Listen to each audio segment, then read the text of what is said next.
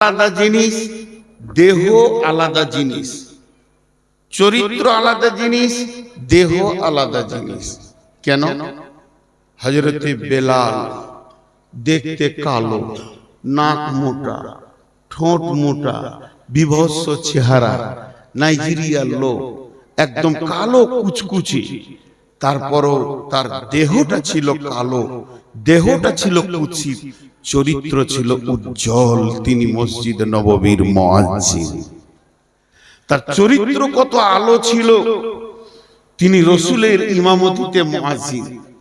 আর আবু লাহাব, আবু লাহাবের নাম আবু লাহাব নয়, সম্ভব হয়তো ভুল হতে পারে, ওর নাম আব্দুর রহমান। আবু লাহাবের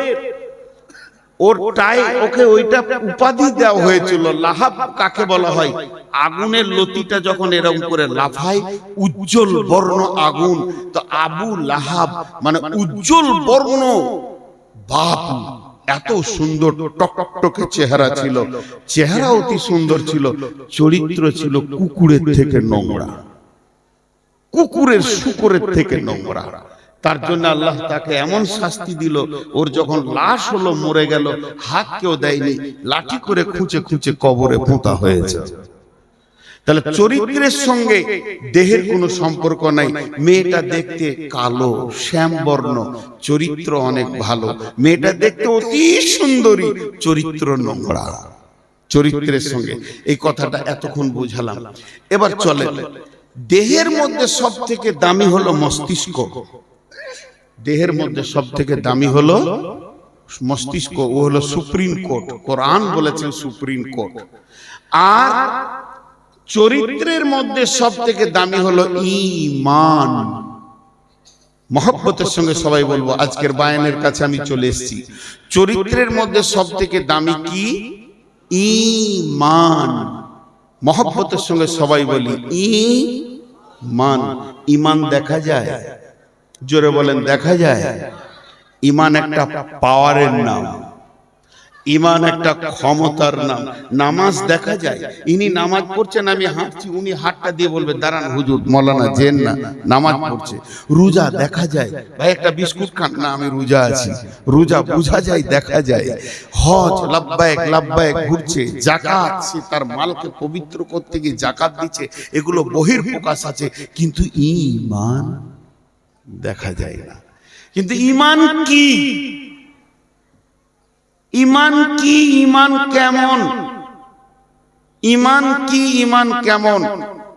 ঈমান একটা বৃহত্তর শক্তির নাম। একবার প্রশ্ন করব, যুবকরা একবার উত্তর দেবেন। ঈমান কি? ঈমান একটা বৃহত্তর, জোরে বলেন, শক্তির নাম। দেখেন ঈমানের শক্তি কতটা, এক্ষুনি বুঝতে পারবেন। আচ্ছা, ঈমান দেখা যায় না, একটা প্রশ্ন করব, যে ঠিক উত্তর দিতে পারবে তার কাছ থেকে 1000 টাকা নিব মাদ্রাসার জন্য। ঠিক উত্তর দিতে পারলে। দেহের ভিতরে একটা পার্টস আছে যাকে দেখা যায়, যা রং আছে কিন্তু রূপ নাই। দেখা যায় রং আছে কিন্তু তার নিজস্ব কোনো রূপ নাই। কোন একটা লোককে যদি বোর্ড দিয়ে আর ওকে যদি একটা চক দিই, যে বলি মানুষের হাত লিখে এঁকে দাও, এঁকে দেবে, তাহলে হাতের একটা রূপ আছে। একটা মানুষের চোখ আঁকো, এঁকে দেবে, তাহলে চোখের একটা রূপ আছে। মানুষের পা আঁকো, এঁকে দেবে, তাহলে তার একটা রূপ আছে। পেট, পিঠ ইত্যাদি আঁকা যাবে, কিন্তু ওটা দেহের ভিতর আছে, ওর নিজস্ব কোনো রূপ নাই, দেখা যায় রং আছে। তার নাম হলো ব্লাড। তার নাম কি? ব্লাড, রক্ত। ও রং আছে কিন্তু কেমন? লম্বা, সরু, গোল, কেমন? ওর নিজস্ব কোনো রূপ নাই। তবে ব্লাড কি করে? প্রত্যেকটা পার্টসকে সতেজ রাখে। যদি আপনার হাতে ব্লাড সার্কুলার বন্ধ হয়ে যায় তো প্যারালাইসিস হয়ে গেল। জি, তো ঈমান হলো আমলের ব্লাড। ঈমান হলো আমলের ব্লাড।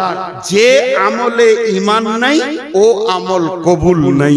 ইমানের সঙ্গে নামাজ না পড়লে কবুল নাই, ইমানের সঙ্গে রোজা না রাখলে কবুল নাই, ইমানকে সঙ্গে নিয়ে হজ না করলে কবুল নাই, বেঈমান হালাতে তেলাওয়াত করলে কবুল নাই, বেঈমান হালাতে উমরা করলে কবুল নাই, বেঈমান হালাতে দান করলে কবুল নাই। মানে ইসলামের যতগুলো নীতি, যতগুলো আদেশ, যতগুলো নিষেধ, যতগুলো হুকুম, যতগুলো করা যাবে, যতগুলো করা যাবে না, এটা জায়েজ, এটা না জায়েজ, এটা সুন্নত, এটা ওয়াজিব, এটা ফরজ, এটা নফল, সব জায়গায় কে ঢুকে থাকবে? জোরে বলেন, কে থাকবে? এটা জোরে বলা হলো? আমি পানি খাই, দেখি আপনাদের জোর হয় না। দাঁড়ান, আমি পানি খাই। সমস্ত আমলগুলোকে সতেজ করবে, তার নাম কি? ঈমান।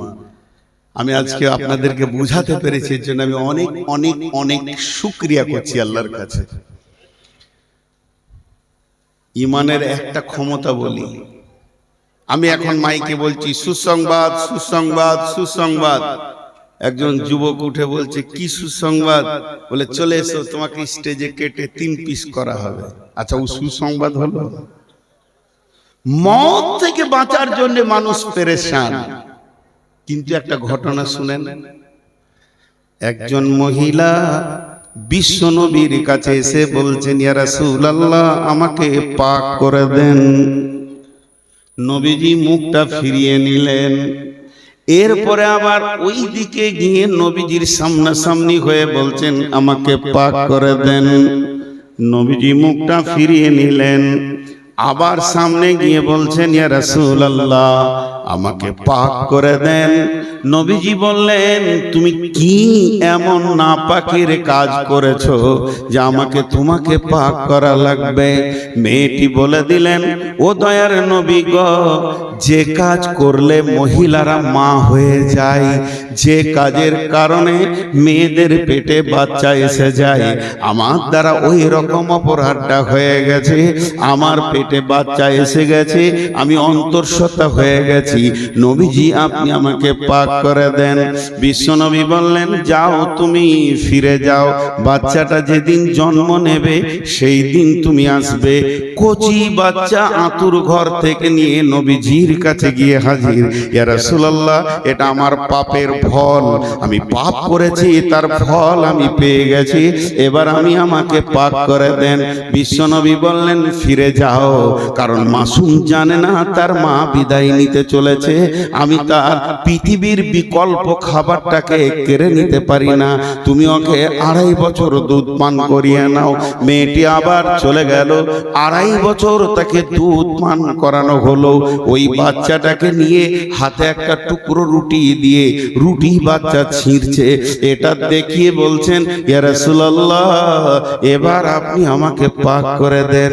এই মেয়েটার কাছ থেকে ছেলেটা নিয়ে কোনো একটা সাহাবীর জিম্মাতে নবীজি দিয়ে দিলেন এবং বললেন, ওকে পাহাড়ের ধারে নিয়ে গিয়ে তোমরা রজম করে দাও। মেয়েটাকে পাথর ছুঁড়ে মারা হলো। একটা সাহাবী পাথর ছুঁড়তে ছুঁড়তে উটের হাড় ছুঁড়ে দিয়েছিল, আর মেয়েটার কপালে কিংবা দেহে লেগে ফিরিঙ্গি দিয়ে রক্ত এসে ওর জামাতে পড়ে যায়। বিশ্বনবীর কাছে এসে বলেন, ইয়া রাসূলুল্লাহ, ওই নাপাক মেয়েটার কাপড় রক্ত আমার শরীরে লেগে গেছে। বিশ্বনবী বললেন, কি বলছো তুমি? নাপাক বলছো? কি বলছো তুমি? নাপাক বলছো? একবার ভেবে দেখলে না মেয়েটার ঈমান কত স্ট্রং? 3বার মওতের মঞ্চে সে এসেছে। সে তো জানে আমাকে পাথর ছুঁড়ে মারবে। সে তো দেশান্তর হয়ে যেতে পারতো, পালিয়ে যেতে পারতো। তাকে তো বন্দি জীবন করে রাখা হয়নি। তার ঈমান কত স্ট্রং! এই রকম মতকে সে গ্রহণ করে নিয়েছে। আখিরাতের জাহান্নামকে সে চোখে দেখেছে, আর দুনিয়ার আযাবকে গ্রহণ করে নিয়েছে। হে আমার সাহাবী, এই মেয়েটি তওবা যদি হিজাজবাসীকে দিয়ে দেয়া হয়, সকলের গুনাহ মাফ হয়ে যাবে। অতএব এই রকম একটা মেয়ে, ঘটনা থেকে আমরা কি পেলাম? ঘটনা থেকে আমরা কি চেতনা পেলাম? ঘটনা থেকে একটা চেতনা পেলাম, ঈমান মজবুত হলে আপনার আমার জন্য মতের মঞ্চ দেখতে হবে না। ঈমান আমাদেরকে ওই জায়গায় পৌঁছে দেবে যে জায়গায় আল্লাহ রাজি আছেন, রসুল রাজি আছেন।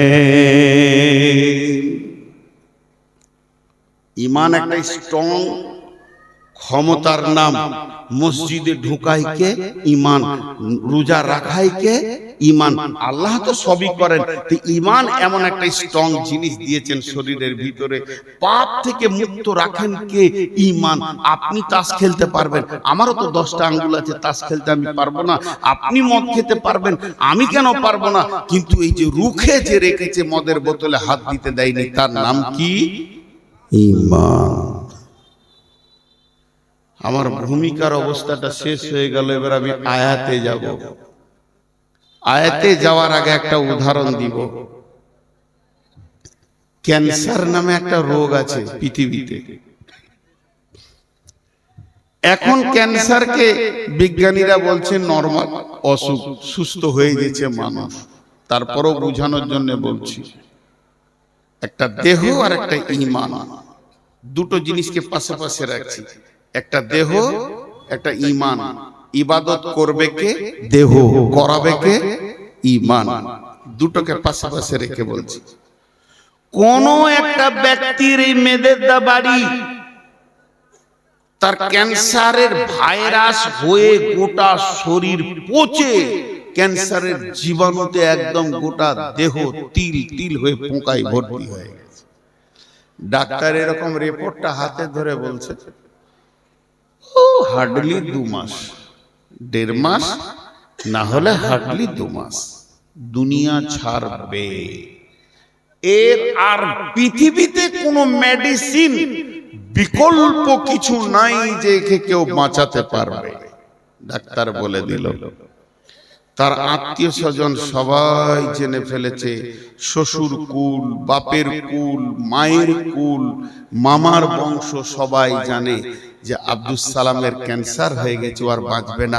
ফোনে রিং যদি যেছে মেদেদা থেকে, তো চুমকে উঠছে, কি জানি খবর এলো নাকি যে ইস্পার হয়ে গেছে।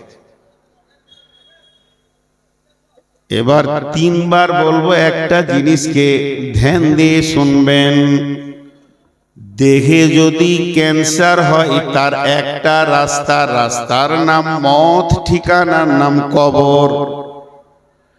দেহে যদি ক্যান্সার হয়, বিকল্প কোনো দুটো রাস্তা নাই, একটাই রাস্তা, রাস্তার নাম মত, ঠিকানার নাম কবর।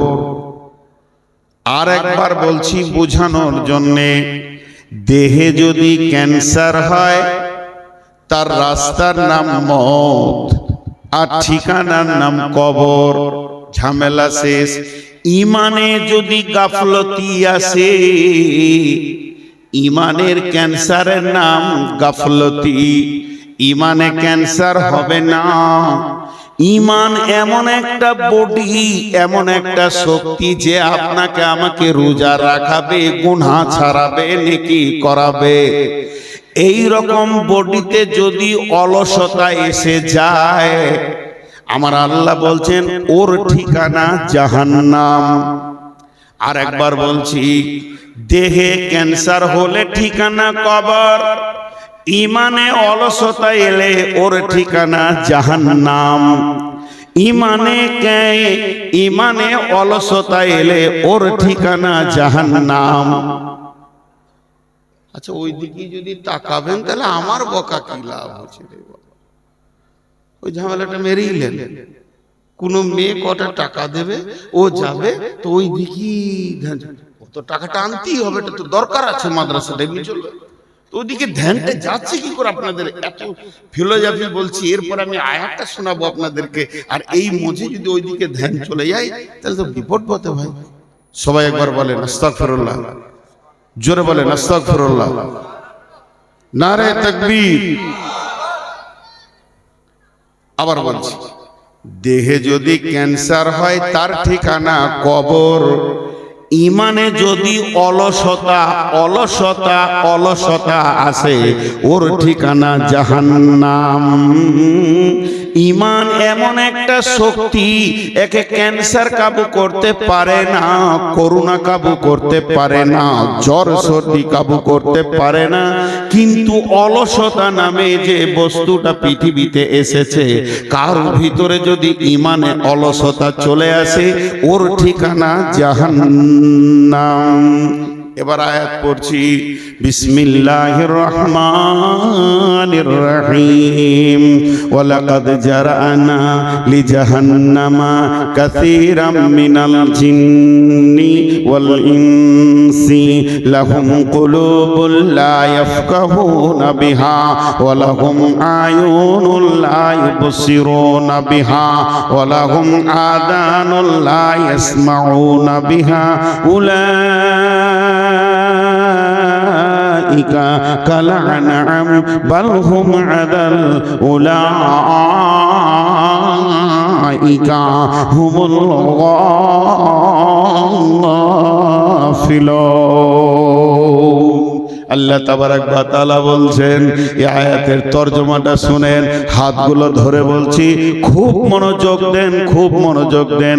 আল্লাহ তাবারাক ওয়া তাআলা বলছেন, কঠিন কিয়ামতের দিনে যখন জিন ইনসানকে এক জায়গায় জমা করব, সেই দিন আমি দল দল দল দল মানে একদম বোঝা বোঝা মানুষকে এবং জিনকে জাহান্নামের ভিতরে ঢোকাবো, জাহান্নামের ইন্ধন বানাবো, জাহান্নামের জ্বালানি বানাবো, জাহান্নামকে প্রজ্বলিত করব। কাকে দিয়ে? জিনকে দিয়ে এবং ইনসানকে দিয়ে। আল্লাহ তাবারাক ওয়া তাআলা বলছেন, কারণ কি? কারণ কি? কারণটা শুনে নাও। তাদের দিল দিয়েছিলাম, দিল নষ্ট হয়েছে, চোখ দিয়েছিলাম, নষ্ট করেছে, কান দিয়েছিলাম, নষ্ট করেছে, মনুষ্যত্বের জীবন দিয়েছিলাম, সেটাকে ক্রস করে পশুত্বে জীবন গ্রহণ করেছে। শুধু পশুত্বে গিয়ে স্টপ নেয়নি, সেটাকেও ক্রস করে নিচে চলে গিয়ে পশুর থেকেও খারাপ জীবন যাপন করেছে। এখন আমরা যদি আল্লাহকে বলি, কেন কেন কেন কেন কেন কেন কেন মানুষটা এত নিচে নামলো কেন? তার চোখ কান দিল নষ্ট হলো কেন? মনুষ্যত্ব নষ্ট হলো কেন? সে পশু হয়ে গেল কেন? তার থেকে নিচে গেল কেন? কেন কেন কেন কেন? আল্লাহ একটাই উত্তর দিচ্ছেন, উলাইকা হুমুল গাফিলুন। এরা ছিল অলস অলস অলস অলস, গাফিল গাফিল গাফিল। আল্লাহ তাবারাক ওয়া তাআলা বলছেন, গাফলতি এত ভয়ানক অসুখ, গাফলতি এত ভয়ানক রোগ, মানুষকে জাহান্নাম নিয়ে চলে যায়। ক্যান্সার অত ভয়ানক নয়, ক্যান্সার আপনাকে কবরে নিয়ে যাবে, তার থেকে বেশি নিয়ে যেতে পারবে না। আর অলসতা আপনাকে জাহান্নামে নিয়ে যাবে। অতএব বন্ধুরে, অলসতা হচ্ছে ক্যান্সারের থেকেও খারাপ। খুব মনোযোগ দেন। মাদ্রাসার কালেকশন হচ্ছে, দেখার কি দরকার আছে? আপনাকেও তো দিতে হবে। আমি যেখানে কথাগুলো বলছি, এগুলো কলেজ থেকে পড়ে এসে বলিনি, মাদ্রাসা থেকে পড়ে এসে বলছি। তো এই অলসতার সম্পর্কে দুটি কথা খালি বলবো। একটা নোংরা কথা বলছি, নোংরা বাজে কথা, যে কথাটাতে জুতো মেরে দিল অসুবিধা নেই। চুরি, চুরির মতো সমাজে নোংরা কাজ কিছু নাই। যদি কেউ মনে করে চুরি করব, আর যদি অলস হয় তো চুরি করার মতো কাজটাও করতে ধরা খাবে। অলসের দ্বারা কোনো কাজ হয় না।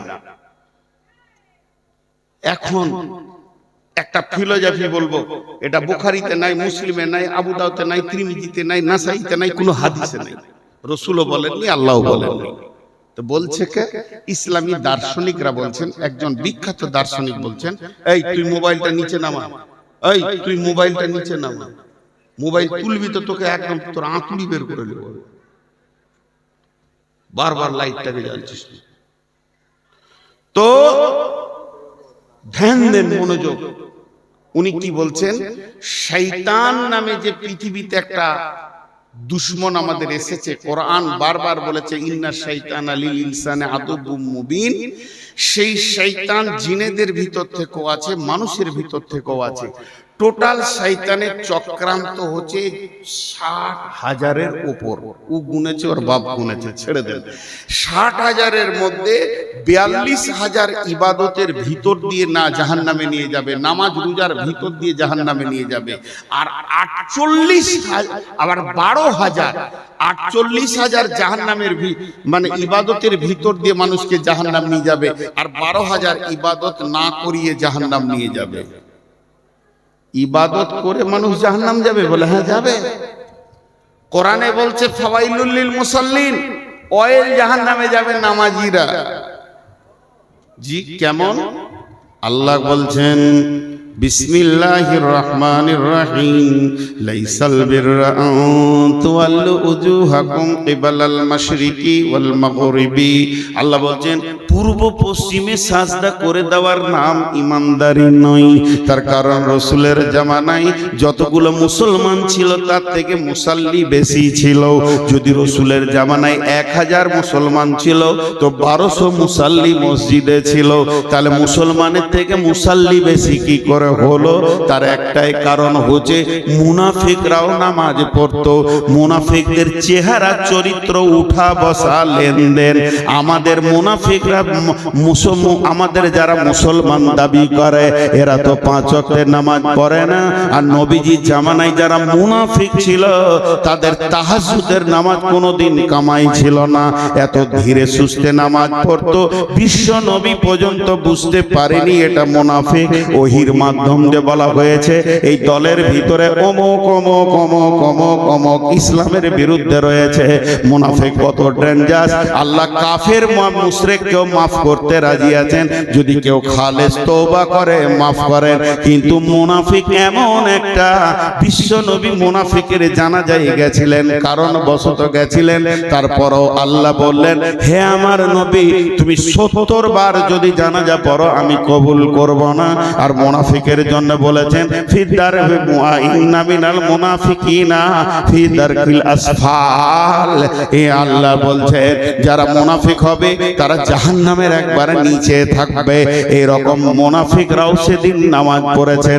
অতএব বন্ধু, বেশ কিছু পৃথিবীতে ডেঞ্জারাস মানুষ আছে যারা ইবাদতের ভিতর দিয়ে জাহান্নাম যাবে।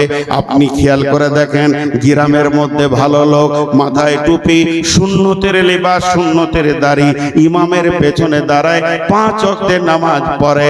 আর লোকটা দেখে মনে হবে আল্লাহর ওলি। ওর জ্বালাতে গোটা গাঁ জ্বলে গেছে, পাড়া জ্বলে গেছে। আল্লাহ বলছে তুই টুপি দাড়ি দিয়ে বিশ্বকে ধোঁকা দিতে পেরেছিস, আমার চোখে তুই একটা বাজে মাল হয়ে আছিস। অতএব শুনেলে মুনাফিকি হালাতে তোর মওত যদি হয় তোর জানাজা তো কবুল হবেই না, তোকে জাহান্নামের নিচে চলে যেতে হবে।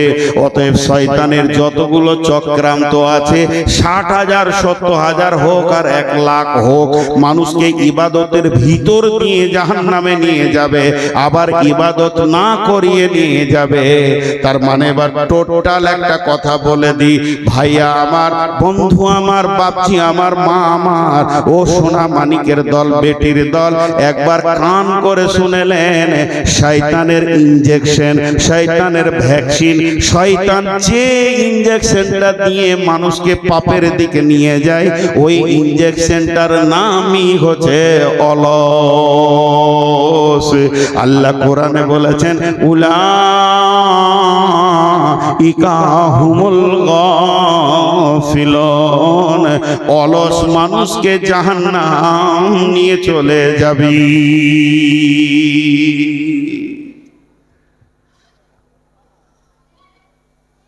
মা বোনেরা কথা বলিয়েন না গো ভাই, আপনাদের বিরক্ত লাগছে? হাদিসটা পড়ব, দেখবেন তখন কি কি তথ্য কথা আছে এর ভিতরে। এখন একটা মজার কথা আপনাদেরকে শোনাই। অলসতা কি ডেঞ্জারাস জিনিস! কোরআন বলছে তাদেরকে জাহান্নামে নিয়ে গেছে অলসতা। অলস মানুষকে সফলতা দেয় না। বিধায় অলসতা থেকে আমাদেরকে দূরে হতে হবে। অলসতা আস্তে আস্তে নিয়ে চলে যাচ্ছে খারাপের দিকে। একটা উদাহরণ দিই। একটা রোগী ডাক্তারখানা গেল, আপনারা আমার সঙ্গে মনোযোগ দেন। একটা রোগী ডাক্তারখানা গেল, ডাক্তার জিজ্ঞেস করলো কি হয়েছে? ছোট কথা, কি হয়েছে? রোগী কি কি বলছে আমার দিকে গুনবেন আপনারা, আমি জিজ্ঞেস করব কটা বললো। রোগী বলছে ঘুম হয় না, ঘন ঘন পেচ্ছাপ, খেতে ভালো লাগে না, এনার্জি লস, মাথা চক্কর দিছে। কয়টা বললো? আরেকবার বলি, ঘুম হয় না, ঘন ঘন পেচ্ছাপ, মাথা চক্কর দিছে, এনার্জি লস, খেতে ভালো লাগছে না। কয়টা বললো? ডাক্তার একটা বলছে সুগার। ডাক্তার কটা বললো? রোগী বুঝে নিল এই যে কি মাস্তান আমার ভিতরে ঢুকেছে, ও একাই পাঁচখানা কাজ করছে। বুঝে এলো? জোরে বলেন, বুঝে এলো? যে বডিতে সুগার ঢুকে যাবে পাঁচখানা টাওয়ার ধরবে ও। কারণ আমি সুগারের আজকে 12-14 বছরের রোগী। সুগার যেন ভিতরে মাস্তানের মতো ফুটবল খেলবে, ভলি খেলবে, ক্রিকেট খেলবে। সুগার যেন কবাডি খেলবে, হাডুডু খেলবে। দেহটাকে নিয়ে ওকে পাঁচখানা কাজ করবে। আল্লাহ তাবারাক ওয়া তাআলা বলছেন এটা তো দেহের ভিতরে করবে রে বন্ধু, কিন্তু যে ইমানের ভিতরে অলসতা ঢুকে যাবে, যে ইমানের ভিতরে অলসতা ঢুকে যাবে, চোখকে বন্ধ করবে, কানকে বন্ধ করবে, দিলকে নোংরা করবে, ওকে মানুষ থেকে বের করে পশুর জগতে নিয়ে চলে যাবে, পশুর থেকেও খারাপ জায়গাতে পৌঁছে দেবে। শেষকালে লোকটা জাহান্নাম যাবে। অলসে যখন মানে সুগারে যখন কিডনি নষ্ট হবে, পাঁচটা খেলতে খেলতে শেষকালে কবরে নিয়ে যাবে। আর এই লোকটাকে শেষকালে অলস জাহান্নামে নিয়ে যাবে। এবার চলে না একটা পড়ি আর একবার, বিসমিল্লাহির রহমানির রহিম। ওয়ালাকাদ জারা'না লিজাহান্নামা কাসীরাম মিনাল জিন্নি ওয়াল ইনসি লাহুম কুলুবুন লা ইয়াফকাহুনা বিহা ওয়া লাহুম আ'য়ুনুন লা ইবসিরুনা বিহা ওয়া লাহুম আযানুন লা ইয়াসমাউনা বিহা উলাইকা কাল আনআম বাল হুম আদাল উলাইকা হুমুল গাফিলুন। আল্লাহ বলতে সূরা লাও, এই দল দল জিন আর ইনসানকে আমি জাহান্নামের লোকড়ি বানাবো, তাদেরকে দল দল দল আগুনের ভিতরে ভরবো, জাহান্নামের ইন্ধন বানাবো, জ্বালানি বানাবো, জাহান্নামকে দাও দাও করে তাদেরকে দিয়ে জ্বালাবো। কেন? তাদের দিল দিয়েছিলাম, দিল নষ্ট হয়েছে। তাদের কান দিয়েছিলাম, শ্রবণ শক্তির ক্ষমতা দিয়েছিলাম, তারা হককে শোনেনি, বেহক শুনতে পেয়েছে। তাদের দুটি চোখ দিয়েছিলাম, তারা রাস্তা দেখতে পায়নি, বেরাস্তা দেখেছে। শুধু নয় নয়, তারা এই পশুদের জীবনে চলে গেছে। পৃথিবী সেরা বানিয়েছিলাম, জিনের থেকেও দামি, গরু ছাগল হাঁস মুরগির থেকে দামি, ইভেন ফেরেশতার থেকেও দামি মানুষ, এত দামি বানালাম। কিন্তু তারা সেই দামি না থেকে পশুর জগতে চলে এসেছে। শুধু পশু হয়েও সে ক্ষান্ত হয়নি, বালহুম আজাল, তার থেকেও নিচে চলে গেছে। কেন কেন কেন? উলাইকা হুমুল গাফিলুন।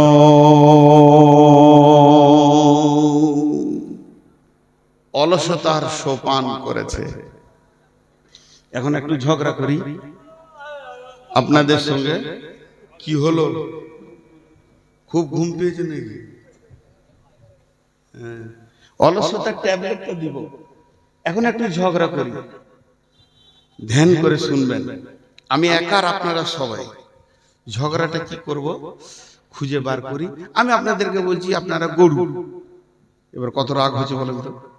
কত বড় সাহস রে, বর্ধমান থেকে এসে এতগুলো লোককে গরু বললে। তখন আপনার ওখান থেকে বলছে মারা তো যাবে না, মেহমান মানুষ।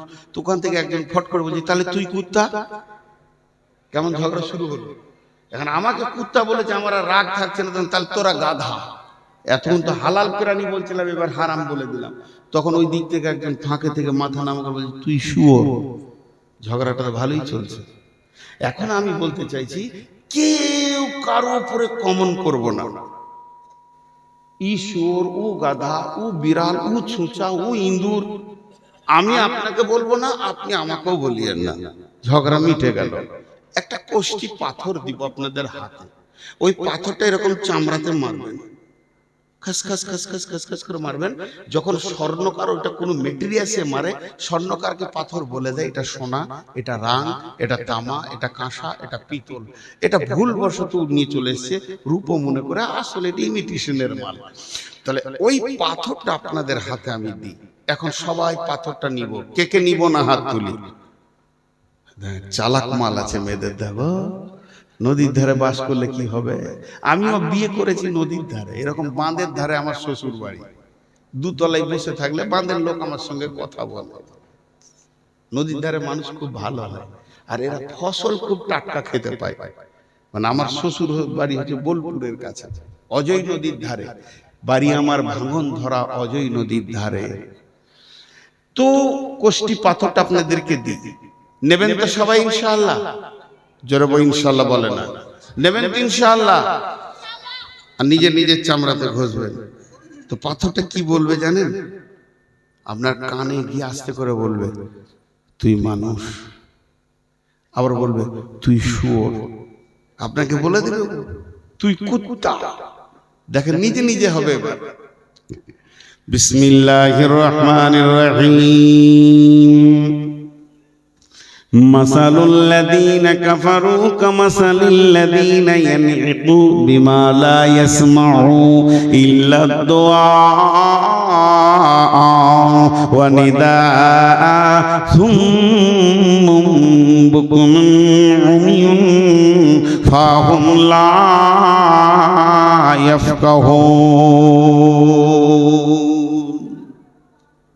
জি আরেকবার বলছি, আয়াতটা সূরা বাকারার আয়াতটা আছে বন্ধু আমার।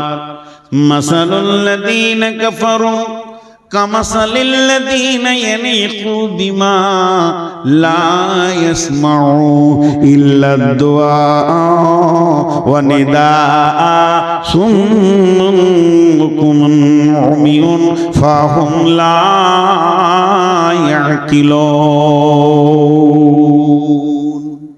লা ইয়াকিলুন আছে, আগেরটা ভুল বলেছে। তো এতে কি বলছেন তরজমাটা শুনেলেন?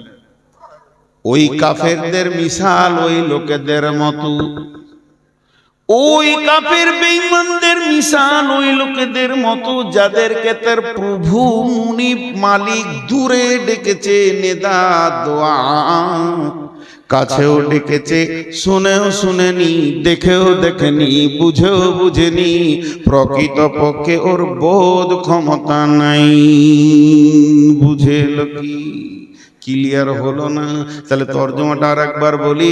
ওই কাফেরদের মিশাল ওই লোকেদের মতো যাদেরকে তাদের মাবুদ দূরে ডেকেছে, কাছে ডেকেছে, শুনেও শুনেনি, বুঝেও বুঝেনি, দেখেও দেখেনি, প্রকৃতপক্ষে তাদের বোধ ক্ষমতা নাই।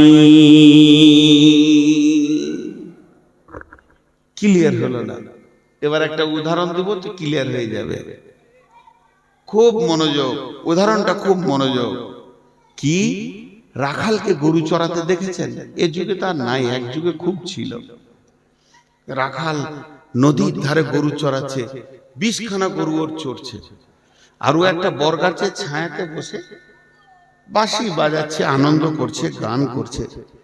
ওর একটা গরু লাল লাল টমেটোর দেখতে পেয়েছে আপনার গ্রামের মাস্টার সাহেবের জমিতে, বেড়া দেওয়া আছে, টমেটো ঝুলছে। গরু তো ওকে ওটা খেতে মন গেছে, তো শিঙে করে বেড়া খুলছে, ঢুকবে, টমেটোর খাবে। পেছন থেকে রাখাল ডাক দিয়েছে, ওই ঘোর কলেজে পড়ে এসছে, ঘুরবে ঘুরবে, ঘুরলো না। ওই রাখালের একটা ছেলে, এই বছর 6-7 ছেলে, ওই লাল টমেটো দেখে ওকে লোভ লেগেছে। ও বেড়া খুলছে, ঢুকবে, পেছন থেকে ওর বাপ ডাক দিয়েছে, ঘুরবে কি ঘুরবে না? যারা বলে কোরআন বলছে দুটোর মধ্যে পার্থক্য কি? গরুটার দিল আছে, ওরও দিল আছে। গরুটার মিজাজে লোভ এসেছে, ওরও মিজাজে লোভ এসেছে। গরুটার কান আছে, চোখ আছে। গরুটা যতটা টমেটোর যে পরিমাণে দেখছে, ছেলেটাও ওই পরিমাণে দেখছে। গরুটার কান আছে, পেছন দিক থেকে যে আওয়াজটা এলো, যতটা পরিমাণে ছেলেটা শুনেছে, অতটাই পরিমাণে গরুটা শুনেছে। তাহলে গরুটার পা আছে, মাথা আছে, ছেলেটারও পা আছে, মাথা আছে, দুইজন কিন্তু এক। কিন্তু এই আওয়াজটা কার? এই বোধ ক্ষমতা গরুটার নাই, আর ছেলেটার এক্সট্রা একটা বেশি আছে। সে বুঝেছে আমার মতো, আমার মুনিব আমার গুনাহকে দেখেছে, সে হাঁক দিয়েছে, নিজেকে অপরাধী মনে করে আবার ফিরে চলে গেছে। তার মানে হচ্ছে গরুটার মধ্যে একটা জিনিস নাই, বোধ ক্ষমতা নাই, যেটা আমার মালিকের ডাক। আর ছেলেটার ভিতরে একটা জিনিস আছে, বোধ ক্ষমতা আছে, এটা আমার মালিকের ডাক। গরুটার সমস্ত পাশ কোনো কাজ করলো না, শুধু বোধ ক্ষমতার অভাবে। আর ছেলেটার সমস্ত পাশ কাজ করলো, বোধ ক্ষমতা আছে বলি। আমার আল্লাহ বলতে চাইছেন, মেয়েদের দেখানো অত্র এলাকায় জোহরের আজানে গোটা এলাকা তোলপাড় হয়ে গেছে। গোটা বেলডাঙ্গা থানা নয়, গোটা মুর্শিদাবাদ নয়, পশ্চিমবঙ্গ, প্রত্যেকটা মসজিদ থেকে মালিকের ডাক আসছে, হাইয়া আলাস সালাহ।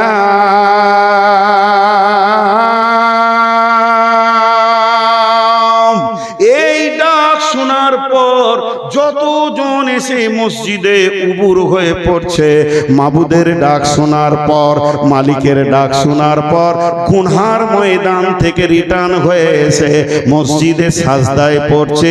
এরাই হলো আল্লাহর কাছে মানুষ। আর যতজন মাবুদের ডাক শুনে ফিরে আসতে পারে না, এরাই হলো শূকর কুকুরের থেকেও খারাপ। এবার নিজে নিজে বুঝেলেন, কোষ্টি পাথরটা গায়ে মারেন, নিজেকে বলেন। আমি নিজেকে বলি, নূর মোহাম্মদ, তোর মাবুদ যখন তোকে ডাকে তুই যাস? হ্যাঁ যাই। তুই মানুষ। নূর মোহাম্মদ, তোর মাবুদ আজকে এসাই দেখেছিল, গেছিলি? না আমি যাই। তুই শুয়োর কুকুরের থেকেও খারাপ। একটা গল্প শোনাবো।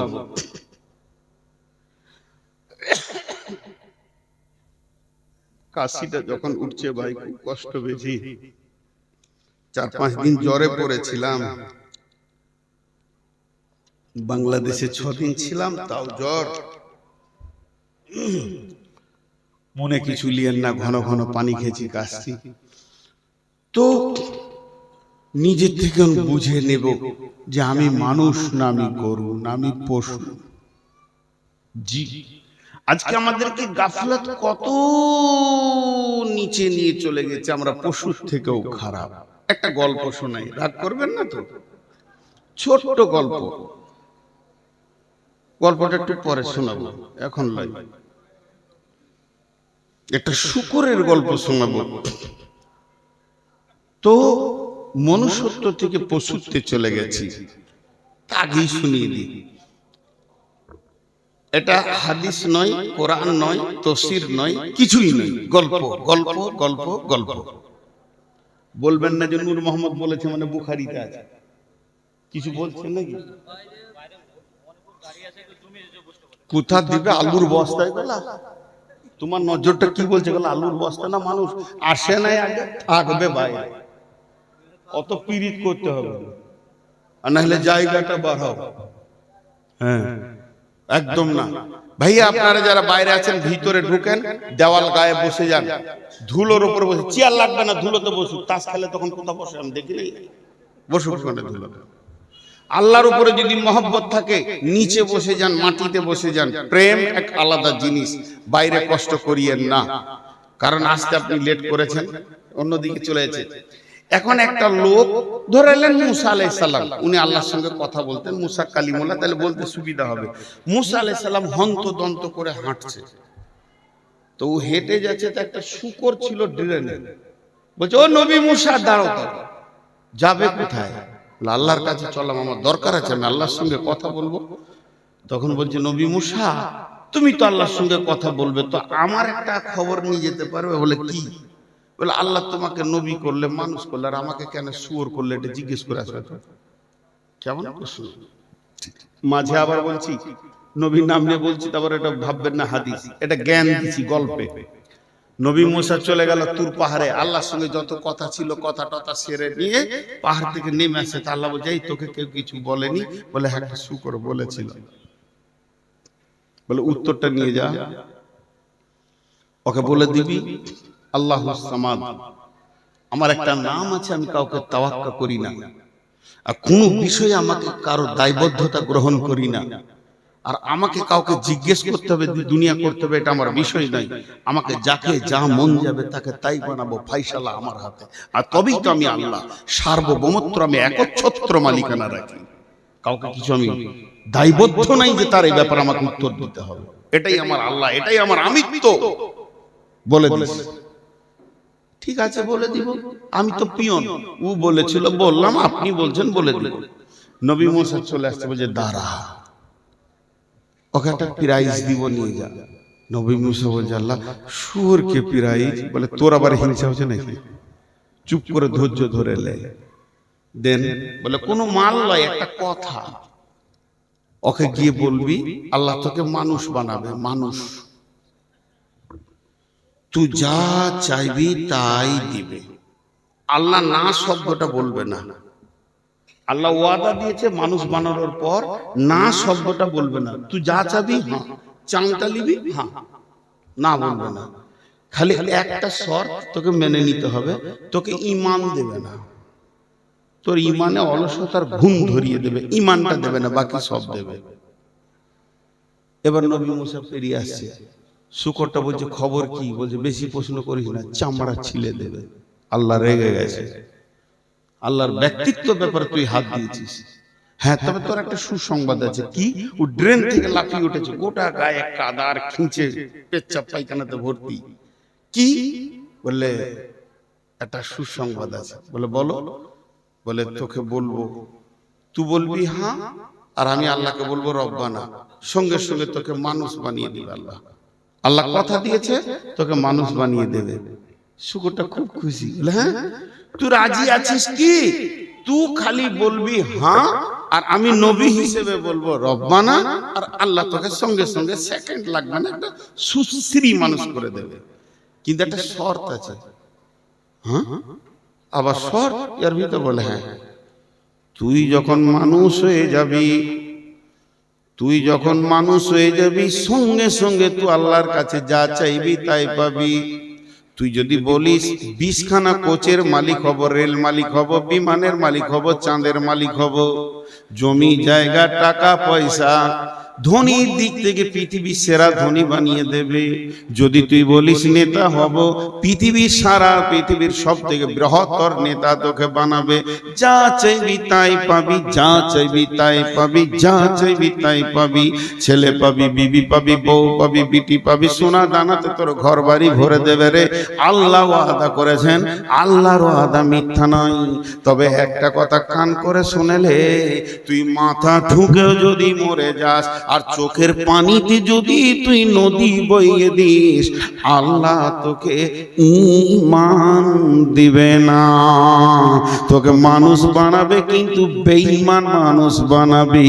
যে শক্তিটা থাকলে নামাজ হয়, যে শক্তিটা থাকলে রোজা হয়, যে শক্তিটা থাকলে হজ হয়, যে পাওয়ারটা থাকলে সুদ জুয়া বাঁচা যায়, লুচ্চামি রান্ডি থেকে বাঁচা যায়, যে শক্তিটা থাকলে আপনার কিনা জুয়া থেকে বাঁচানো যায়, মদ থেকে নিজেকে বাঁচানো যায়, ওই শক্তি পাওয়ারটা তোকে দেবে না, বাকি সব দিয়ে দিবি। এবার শুকরটা কি বলছে কান করে শুনেন। 1 মিনিট হাত দুটোকে ভিখারির মতো আপনাদের কাছে চাইছি, অ্যাটেনশনটা বাড়ান। 1 মিনিট শুকরের কথাটা খালি শুনেন, একটা গল্প যদিও। শুকর বলছে, ও নবী মুসা, ও আল্লাহর ওলি, থাক থাক থাক, আমার জন্য দোয়া করতে হবে না। বেঈমান মানুষের থেকে আমি সুর অনেক গুণে ভালো।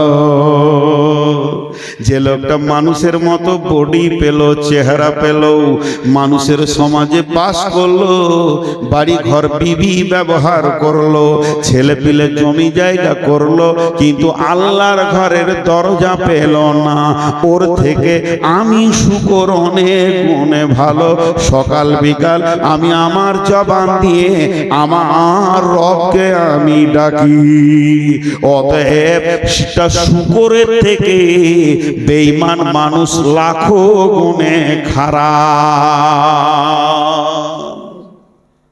এটা কে বানায়? গাফলত, অলস। সকলে জোরে বলে, এটা কে বানায়?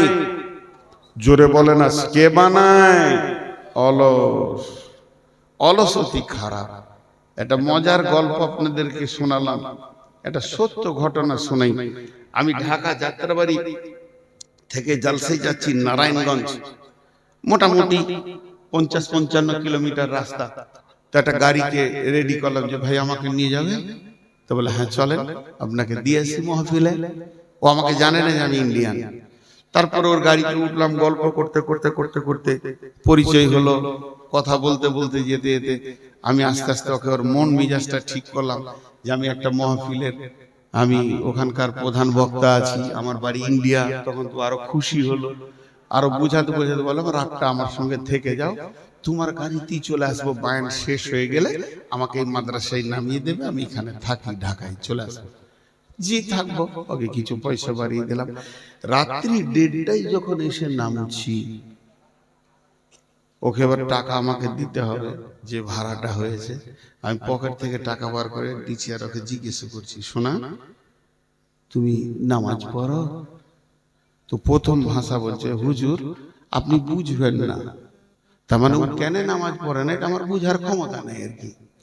তো তখন ওকে আমি বলছি, আচ্ছা আমি যদি অবুঝি হয় তো তুমি খানিকটা বুঝাও।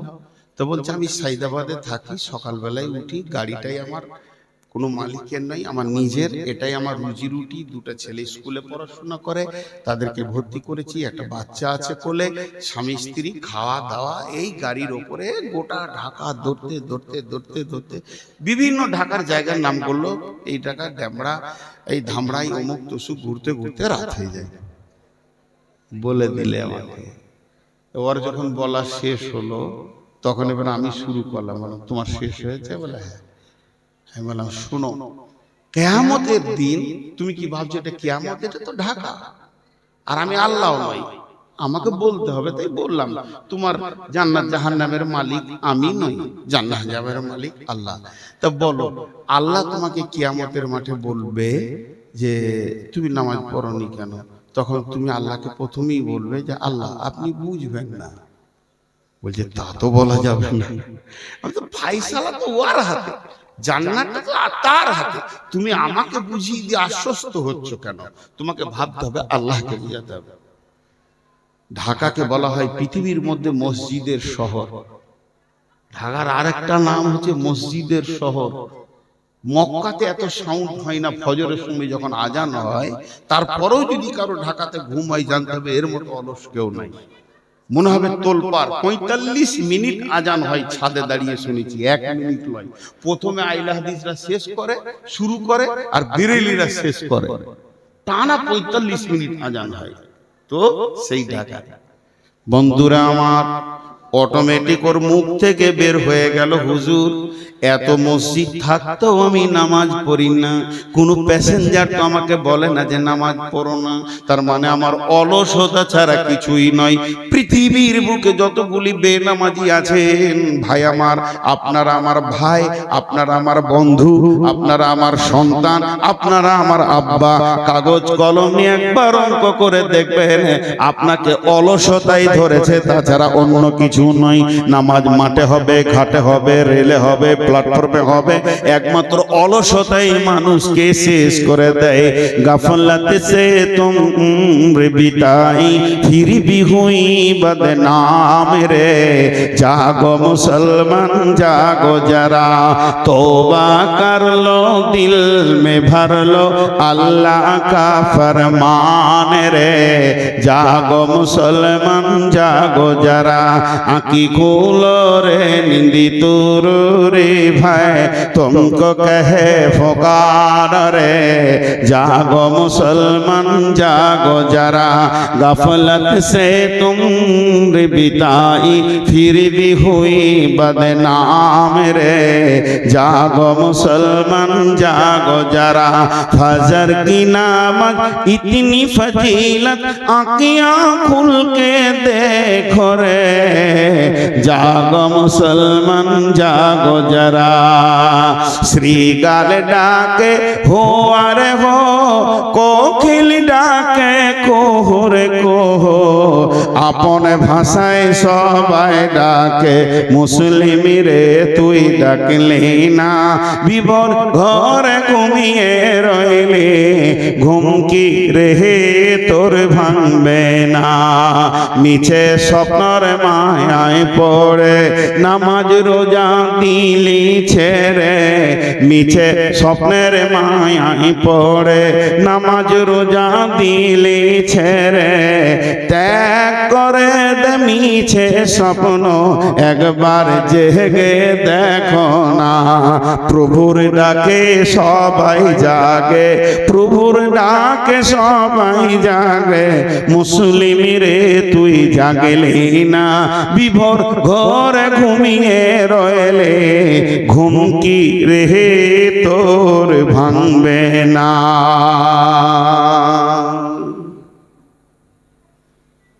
জি মাস্টার সাহেব, স্টার্ট তো হয়েছে, শেষ কখন হবে?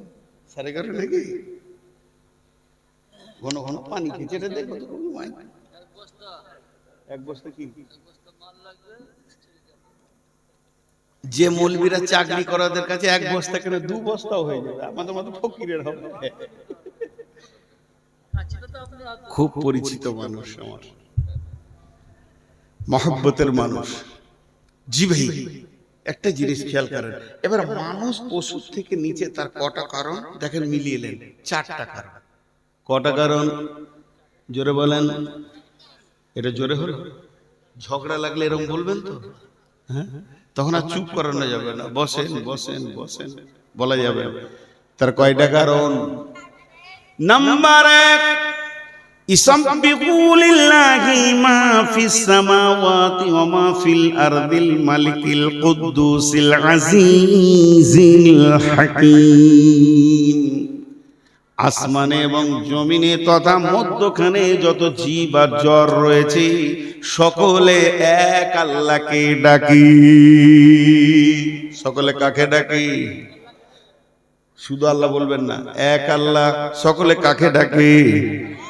এক আল্লাহকে ডাকে। কিন্তু বন্ধুরে, গাছের পূজা, মূর্তি পূজা, পাথরে পূজা, দেবদেবীর পূজা, মাজার পূজা, দরগা পূজা, পীর পূজা একমাত্র মানুষ করে। গোটা মেদের এলাকার লোক আপনারা বলতে পারবেন না আমাদের একটা গরু আছে সে মূর্তি পূজা করে, আমাদের কুকুরটা মাজারের কাছে গেছিল, শুকরটা বলতে পারবে না মূর্তির কাছে গেছে। মানুষ এত নোংরা, মানুষ এত নিচে নেমে গেছে, এক আল্লাহকে ডেকে এরা শান্তি পায় না, বিভিন্ন জায়গায় নিজেকে শেফার জন্য চলে যায়। কিন্তু জেনে নেন, মানুষ নামে প্রাণীটা ইটের পূজা করি। আপনারা মুখ খুলেন না কে? কুকুর পাথর দেখলে কি করে? যা, কুকুর পাথর দেখলে কি করে? পেশাব করে। আর মানুষ পাথরের কি করে? পূজকের দাম কার বেশি? কুকুর যার মুখে মুতে সেই আবার মানুষের দেবতা।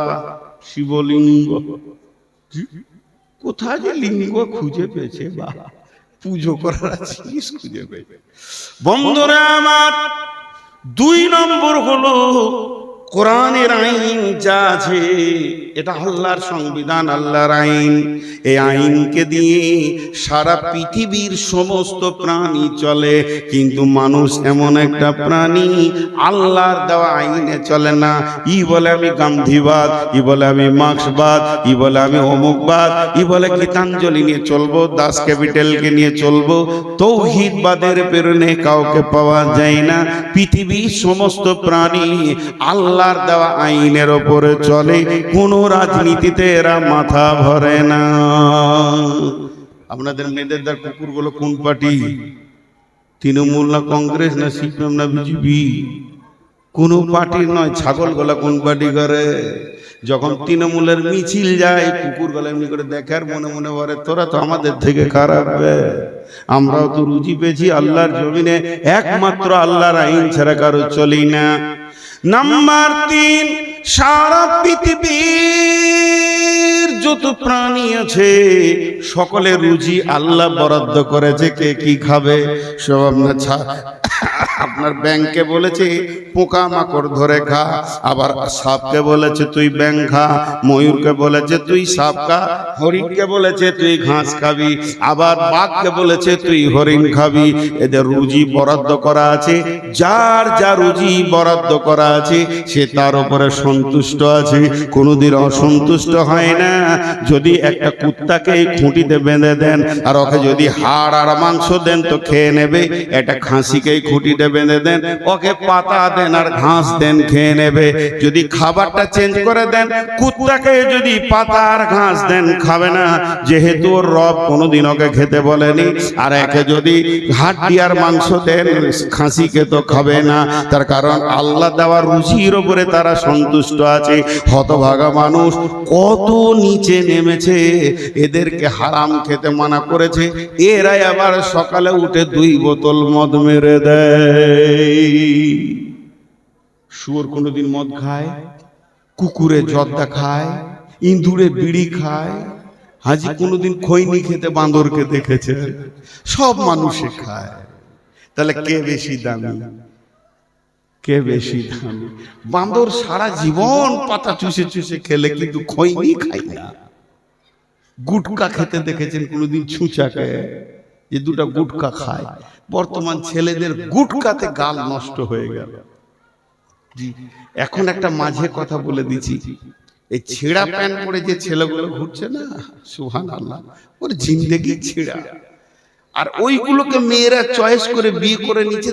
3 মাস পর আদালতে কেস চলছে। এখন 100টা বিয়ের মধ্যে 98টা কেসে ভুগছে, আর চলছে না। বন্ধু আমার শেষ তো ভাবতে হবে। 3টে জিনিস বলা হলো। পৃথিবীর প্রাণীরা আল্লাহর আইনে চলে, আল্লাহকে সাজদা করে, আল্লাহ দেওয়া রুজির উপরে সন্তুষ্ট। নাম্বার 4, ধ্যান দিয়ে শোনেন, মন দিয়ে শোনেন, খুব মনোযোগ দেন। একটা ডোজ আমি হোমিওপ্যাথিক দিয়ে দিয়েছি, না জানি আগামী বছর বাঁচবো না মরবো। এটাই আপনারা গ্রহণ করে নিলে আমি নূর মোহাম্মদ আশা করি আল্লাহর উপরে ভরসা করে যে প্রত্যেকের জন্য হেদায়েতের দ্বার খুলে যাবে ইনশাআল্লাহ। পৃথিবীর বুকে যত প্রাণী আছে সবাই তার মাবুদের দরজা চিনে। আপনার গরু 2টো মাঠে ছিল, খালি খোঁটাটা তুলে দেন, হাঁটতে হাঁটতে এসে মালিকের দরজায় ঢুকবে। আপনার একটা কুকুর আছে, কুকুরটা পেছনে পেছনে বেলডাঙ্গা চলে গেছে, আপনি বুঝতে পারেননি, আপনি বাসে চেপে শিলিগুড়ি চলে গেলেন। 5 5-6 কিলোমিটার হেঁটে সে এসে নিজের মালিকের ঘরে উঠবে। আপনার একটা বিড়াল আছে, বিড়ালটা ইঁদুর ধরার জন্য নদীর ধারে ঘুরছিল। সন্ধ্যা হলে মালিকের বাড়ি ভোরবেলাতে পৌঁছে যাবে। হাঁস মুরগিও মালিকের দরজা চিনে। এমন কি যারা শুকরের চাষ করে, এমন নোংরা প্রাণী পায়খানা আর খিঁচ ছাড়া থাকে না, সেই প্রাণীগুলো সন্ধ্যা হলে মালিকের দরজায় চলে আসবে। আপনার খাসিটা চায়ের দোকানের কাছে দাঁড়িয়েছিল, সন্ধ্যা হলে মালিকের দরজায় চলে আসবে। এক কথায় শুনেলেন, সারা পৃথিবীর সমস্ত প্রাণী তার মালিকের দরজা চিনে। হতভাগা মানুষ, তোদের মানুষের মতো জীবন দিলাম আর মানুষের মতো ব্রেন বুদ্ধি দিলাম, তুই একবার ভেবে দেখ, তোর কুত্তাটা তোর বাড়ির দরজা চিনে, কিন্তু তুই যার গোলাম, তোর মালিকের দরজা মসজিদ তুই চিনলি না। শুয়োর কুকুর পর্যন্ত মালিকের দরজা খুঁজে বের করে লাই। আর তোকে এত বুদ্ধি দিলাম, আজান হচ্ছে তখনই বিড়িটা ধরিয়ে মসজিদের সামনে দিয়ে টানতে টানতে বেরিয়ে গেলি। রবের মনটা কেমন হয় বলেন? আসতে ভাই আমার, লাখে লাখে ঝাঁকে ঝাঁকে খাটে হাজারো হাজার, শেষকালে গুনে দেখি 3 কুড়ি 4। এত হই করিও না, গুনে দেখবো যে কটা টাকা মাত্র। এত টাকা গুনতে যদি হই হয়, ওকে যদি ব্যাংক ম্যানেজার করা হয় তো মনে হবে মারামারি চলছে, বুঝি তো না। আদায় যদি করি 5 মিনিটে ছেড়ে দিয়ে চলে যাবে। আমার আদায় বিষয় পরিষ্কার বিষয়কে কেটে কিছু করব না, তাতে আমাকে কেউ নে আর না নে। আমি 3টে কথা গুনে বলে দিচ্ছি। আমাকে যদি কেউ মনে করেন ভালো আলেম, সে ধোঁকায় আছেন, চোখটাকে ভালো করে ছিলিয়ে আসেন গা। আমার মতো জাহেল এই পশ্চিমবঙ্গে কেউ নাই। আমার একটা লাইন কোরআন শরীফ ব্যাকরণ দিয়ে তর্জমা করার ক্ষমতা নাই। ক্লিয়ার কথা বলছি, আমি ফতোয়া দিন আলাই ফতোয়া দিতে পারি না। 1 নম্বর হলো। 2 নম্বরে হলো, আমার 2খানা ডিগ্রি আছে। এটা পশ্চিমবঙ্গে আর কেউ পেয়েছে কিনা জানি না। সেটা হচ্ছে আপামা জনসাধারণ আমাকে ভালোবাসে, এটা প্রতিদিন আমি পাই। আর আপনাদের মতো আল্লাহওয়ালাদের দোয়া আছে আমার, প্রতিদিন পাই। আর 3 নম্বর হলো, আমি আলেমদের জুতো বহনকারী, এটা আমার বড় ডিগ্রি। ভালো আলেম পেলে তার জুতো দুটো মাথায় করে নিয়ে ঘুরে আমি আনন্দিত হই যে আজকে একটা আলেমের জুতো আমার মাথায় উঠেছে। এই 3খানা ডিগ্রি নিয়ে পশ্চিমবঙ্গ, আসাম, মেঘালয়, ত্রিপুরা ঘুরছি। সেই সাথে বাংলাদেশের 64 জেলা আমাকে চেনে। সর্বোপরি শেষ কথা বলতে গিয়ে চলে আসছে মুখে, বাংলাদেশের প্রশাসন মন্ত্রী থেকে সকলে চেনে। যেদিন আমি ঢুকি, অল বাংলাদেশ প্রচার হয়ে যায় যে নূর মোহাম্মদ ঢুকেছে। আল্লাহ ইজ্জতটা দিয়েছে। শুধু একটাই কারণ, বিষয়বস্তু ছেড়ে আমি 1 টাকা কালেকশন নিব না। তাতে আপনি যাই মনে করেন, অনেক দিয়েছে গায়ের লোক। এবার গায়ের লোক কিছু লেখ মাদ্রাসা থেকে, এই মাদ্রাসা এই বায়ানটা দিচ্ছে গায়ের লোককে, ওদেরকে কিছু নিতে দেন। একটা জালসায় গেলাম, নাম করব না, দিনাজপুরে। 9:30 থেকে 5:30টায় মাইক চালু হয়েছে, 12টায় বন্ধ হয়েছে। ক ঘন্টা চললো? 5টায় মাইক চালু হয়েছে, 12টায় বন্ধ হয়েছে। ক ঘন্টা চললো? 7 ঘন্টা। 12টা 5টা 12টা, ক ঘন্টা? 7 ঘন্টার মধ্যে খালি 1 ঘন্টা বায়ান হয়েছে কোরআন হাদিসের। আর 6 ঘন্টা 5 টাকা দিল, আল্লাহ তাকে জান্নাতে দাও, আরে বলো বলো, এই করো, এই কারি করো।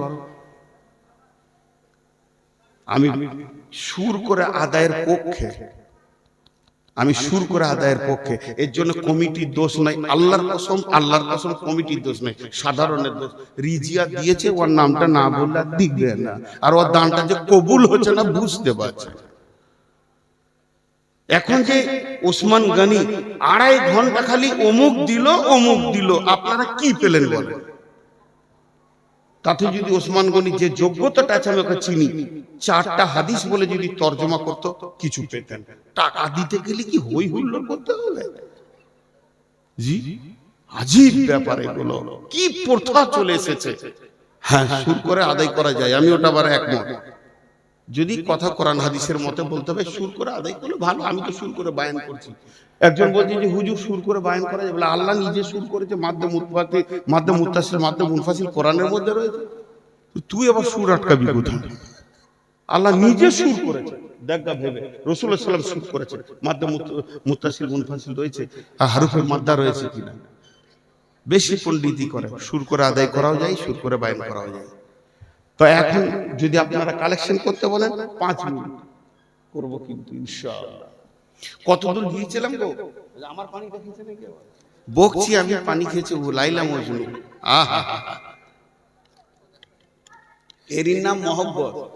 বলছে আমার বউয়ের যখন সর্দি কাশি হয় আমি তখন ওষুধ খাই, মানে ও ওষুধ করে যদি ভালো হয়ে যায়, খেপি এমনি কাশছে আবার তেতো ওষুধ খাবে, কত দরদ। জি, যে কথা আমি আপনাদের সামনে এগিয়ে চলে এসেছি, টোটাল যে বক্তব্যটা আমি দিলাম এতক্ষণ পর্যন্ত, তার সারাংশ হচ্ছে মানুষ জাহান্নামে যাবে গাফলতির কারণে। জোরে বলেন, মানুষ জাহান্নামে যাবে গাফলতির কারণে। এবার একটা মজার কথা শুনে, বিসমিল্লাহির রহমানির রহিম, ইন্নাল্লাহা গফুরুর রহিম। বন্ধুরা আমার, একজন মুতারজিম বিখ্যাত মুফাসসির তাফসীর করে বলছেন, সারা পৃথিবীর যত মানুষ এসেছিলেন আর যারা রয়েছে, এরপরে যারা আসবে, কিয়ামতের মাঠে যতজন জান্নাতে যাবে তাদের কথা বাদ দেন, কিন্তু যারা জাহান্নামে যাবে এরা গুনাহ করেছে, এর জন্য জাহান্নাম যাবে না। গুনাহ করার কারণে মানুষ জাহান্নাম যদি যায়, তাহলে আল্লাহ কি করছেন? গুনাহ করার ডিউটি কার? মানুষের ভিতরে যে গুনাহ করার মতো পার্টস আছে, এটা কে দিয়েছেন? না আল্লাহ দিয়েছেন। তাহলে আমি পাপ করব, এটা তো আমার ডিউটি। আর মাফ করার ডিউটিটা কার? মাফ করার ডিউটি হলো আল্লাহ। কিয়ামতের ময়দানে যদি আল্লাহ বলে, গোলাম নূর মোহাম্মদ তুই জাহান্নাম যা, আমি বলবো কেন? আমার রব বলবে তুই পাপ করেছিস তার জন্য যা। এখন আমি রবকে বলবো, মাবুদ আমি পাপ করেছি, আমার ডিউটি আমার ঠিক আছে, এখন আপনি তো মাফ করেননি, ডিউটিতে ফাঁকি কার? লে ভেজা, ডিউটিতে ফাঁকি কার? শুনে আপনাদেরকে উল্টা মনে হবে, এ তো দারুণ কথা বলছে, মাফ তো করার ডিউটি হলো আল্লাহ, তাহলে আল্লাহ মাফ করেনি, তাহলে ডিউটিতে ফাঁকি পাওয়া গেছে আল্লাহকে। নাউজুবিল্লাহ সুম্মা নাউজুবিল্লাহ। অতএব আমার রব কাউকে বলবে না যে গুনহার কারণে তুমি জাহান্নাম যেছো। শুনে উল্টা লাগছে না? আরে হ্যাঁ না বলে না? এতগুলো লোক হ্যাঁ না বলে না? আরে পাপ করার কারণে কোনো মানুষ জাহান্নাম যাবে না, শুনে উল্টা লাগছে না? একবারে একদম চুপ গো, একবার মুখ খুলেন, উল্টা লাগছে কিনা? না রে তাকবীর, বাস এইটাই খালি জানে। আর যদি বিরেলি হয়, আহা, নবী না হয়ে দুনিয়ার না হয়ে ফেরেশতা খোদার হয়েছে উম্মত তোমার, তারপরে শুকর হাজার বার ইয়া নবী সালাম আলাইকা ইয়া রাসূল, সালাম আলাইকা ইয়া হাবিব, সালাম আলাইকা সালাওয়াতু আলাইহি দুলাইকা। সব দাঁড়িয়ে যাবে শিয়ালের মতো, কি চলছে আর দেখবে না। বিরেলিদেরকে খালি একবার এরকম যদি করা, একটু হানা দেন। জলপাইগুড়িতে জালসা করতে গেছি, আর প্রথম বক্তাকে তুলেছে রাত 2:30টায়, তার আগে খালি গজল চলছে। জীবনের দুটি ইতিহাস আছে। আর বোকারো ডিস্ট্রিক্ট পুরুলিয়া পার করে জালসা করতে গিয়েছিলাম, প্রথম বক্তা তুলেছে রাত 3টায়। তারপরে দ্বিতীয় তৃতীয় বক্তা আছে, কি নসিব খারাপ, আমাকে 3টে সময় দিয়েছে। অনেকদিন আগে, তখন ছেলে মানুষ ছিলাম, 40-এর নিচে বয়স ছিল, তো দেখছি সব এরকম করে হাই তুলছে, মানে আর ওকে ভালো লাগছে না। মানুষের তো একটা দেহ আছে রে ভাই। তা আমি তখন উল্টা দিকে হাঁটতে লাগলাম, পেছন দিকে বায়ান শুরু করে দিলাম, নামাজ পড়তে হবে না, রোজা রাখতে হবে না, নামাজ পড়ে কোনো লাভ নাই, নামাজ না পড়লেও জান্নাত আছে, রোজা রাখতে হবে না। কে বলেছে রোজা এত জরুরি আছে? কোনো দরকার নাই, হজ করার দরকার নাই, টাকা খরচা হবে, আর আমার কালেমা পড়ার দরকার নাই। মেয়েরা বেপরদা থাকবে, ছেলেরা লুচ্চামো করবে আর বেহিয়াইমো করবে, ঘুরে বেড়াবে, সুদ খাও, বাটপাড়ি করো, চুরি করো, ডাকাতি করো, বেঈমানি করো, কোনো চিন্তা না, তারা কোনো আমল করার দরকার নাই। শুধু আল্লাহর যদি একটা হুকুম কেউ মেনে নেয় তো জান্নাতে চলে যাবে। এক মুরব্বি ছিল আমার কাছে একবারে, তো পান খেতে খেতে হাঁ করে তাকিয়ে যায়, কি বায়ান হচ্ছে রে বাবা। আর লোকের তো ঘুম ভেঙে গেছে যে আজ পর্যন্ত কোনো মৌলবি কথা বললে না যে নামাজ পড়ার দরকার নাই, এই তো ক্লিয়ার সব সাফ করে দিয়েছে, খালি আল্লাহর একটা হুকুম মানলেই জান্নাত চলে যাবে। তখন এই মুরব্বি থাকতে না পেরে বলছে, ঠিকই নাকি বাপ? হ্যাঁ গো চাচা, ঠিকই বলছি। কোথায় আছে বাপ? ও ভাবছে বুখারি টুকারি বলেছে, সহি জয়ী বলবো, কোরআনে আছে গো। ইন্নালিল্লাহ, কি কথা বলছে গো? কোরআনে এরকম আছে? কোথা আছে গো? সূরা রহমানে গো। লে ভেজাল, আল্লাহর একটা হুকুম মেনে জান্নাত সূরা রহমানে আছে, আর বাকি কিছুই মানতাম না। কোথায় আছে? বিসমিল্লাহির রহমানির রহিম, আল্লাহ বলছেন, ইয়া মাশারাল জিন্নি ওয়াল ইনসি ইন ইসতাতাতুম আন তানফুযু মিন আকতারিস সামাওয়াতি ওয়াল আরদি ফানফুযু লা তানফুযুনা ইল্লা বিসুলতান ফাবিআইয়ি আলাই, জোরে বলেন, রব্বিকুমা তুকাযযিবান। আল্লাহ কি বলতে চাইছেন? হে জিন ইনসানের দল, ও পৃথিবীর মানব কুল, জিন কুল, আমার সংবিধান, আমার আইন যদি তোমাদেরকে ভারী লাগে, এটা যদি বহন করতে বিরক্ত লাগে, তবে এক কাজ করো, এটাকে তোমরা ইগনোর করে দাও, এটাকে তোমাদেরকে মানতে হবে না। তোমরা একটা কাজ করো, আমার রাজ্য ছেড়ে অন্য আল্লাহর রাজ্যে চলে যাও, যেখানেই যাবে ওটাই আমার রাজ্য, ইল্লা বিসুলতান।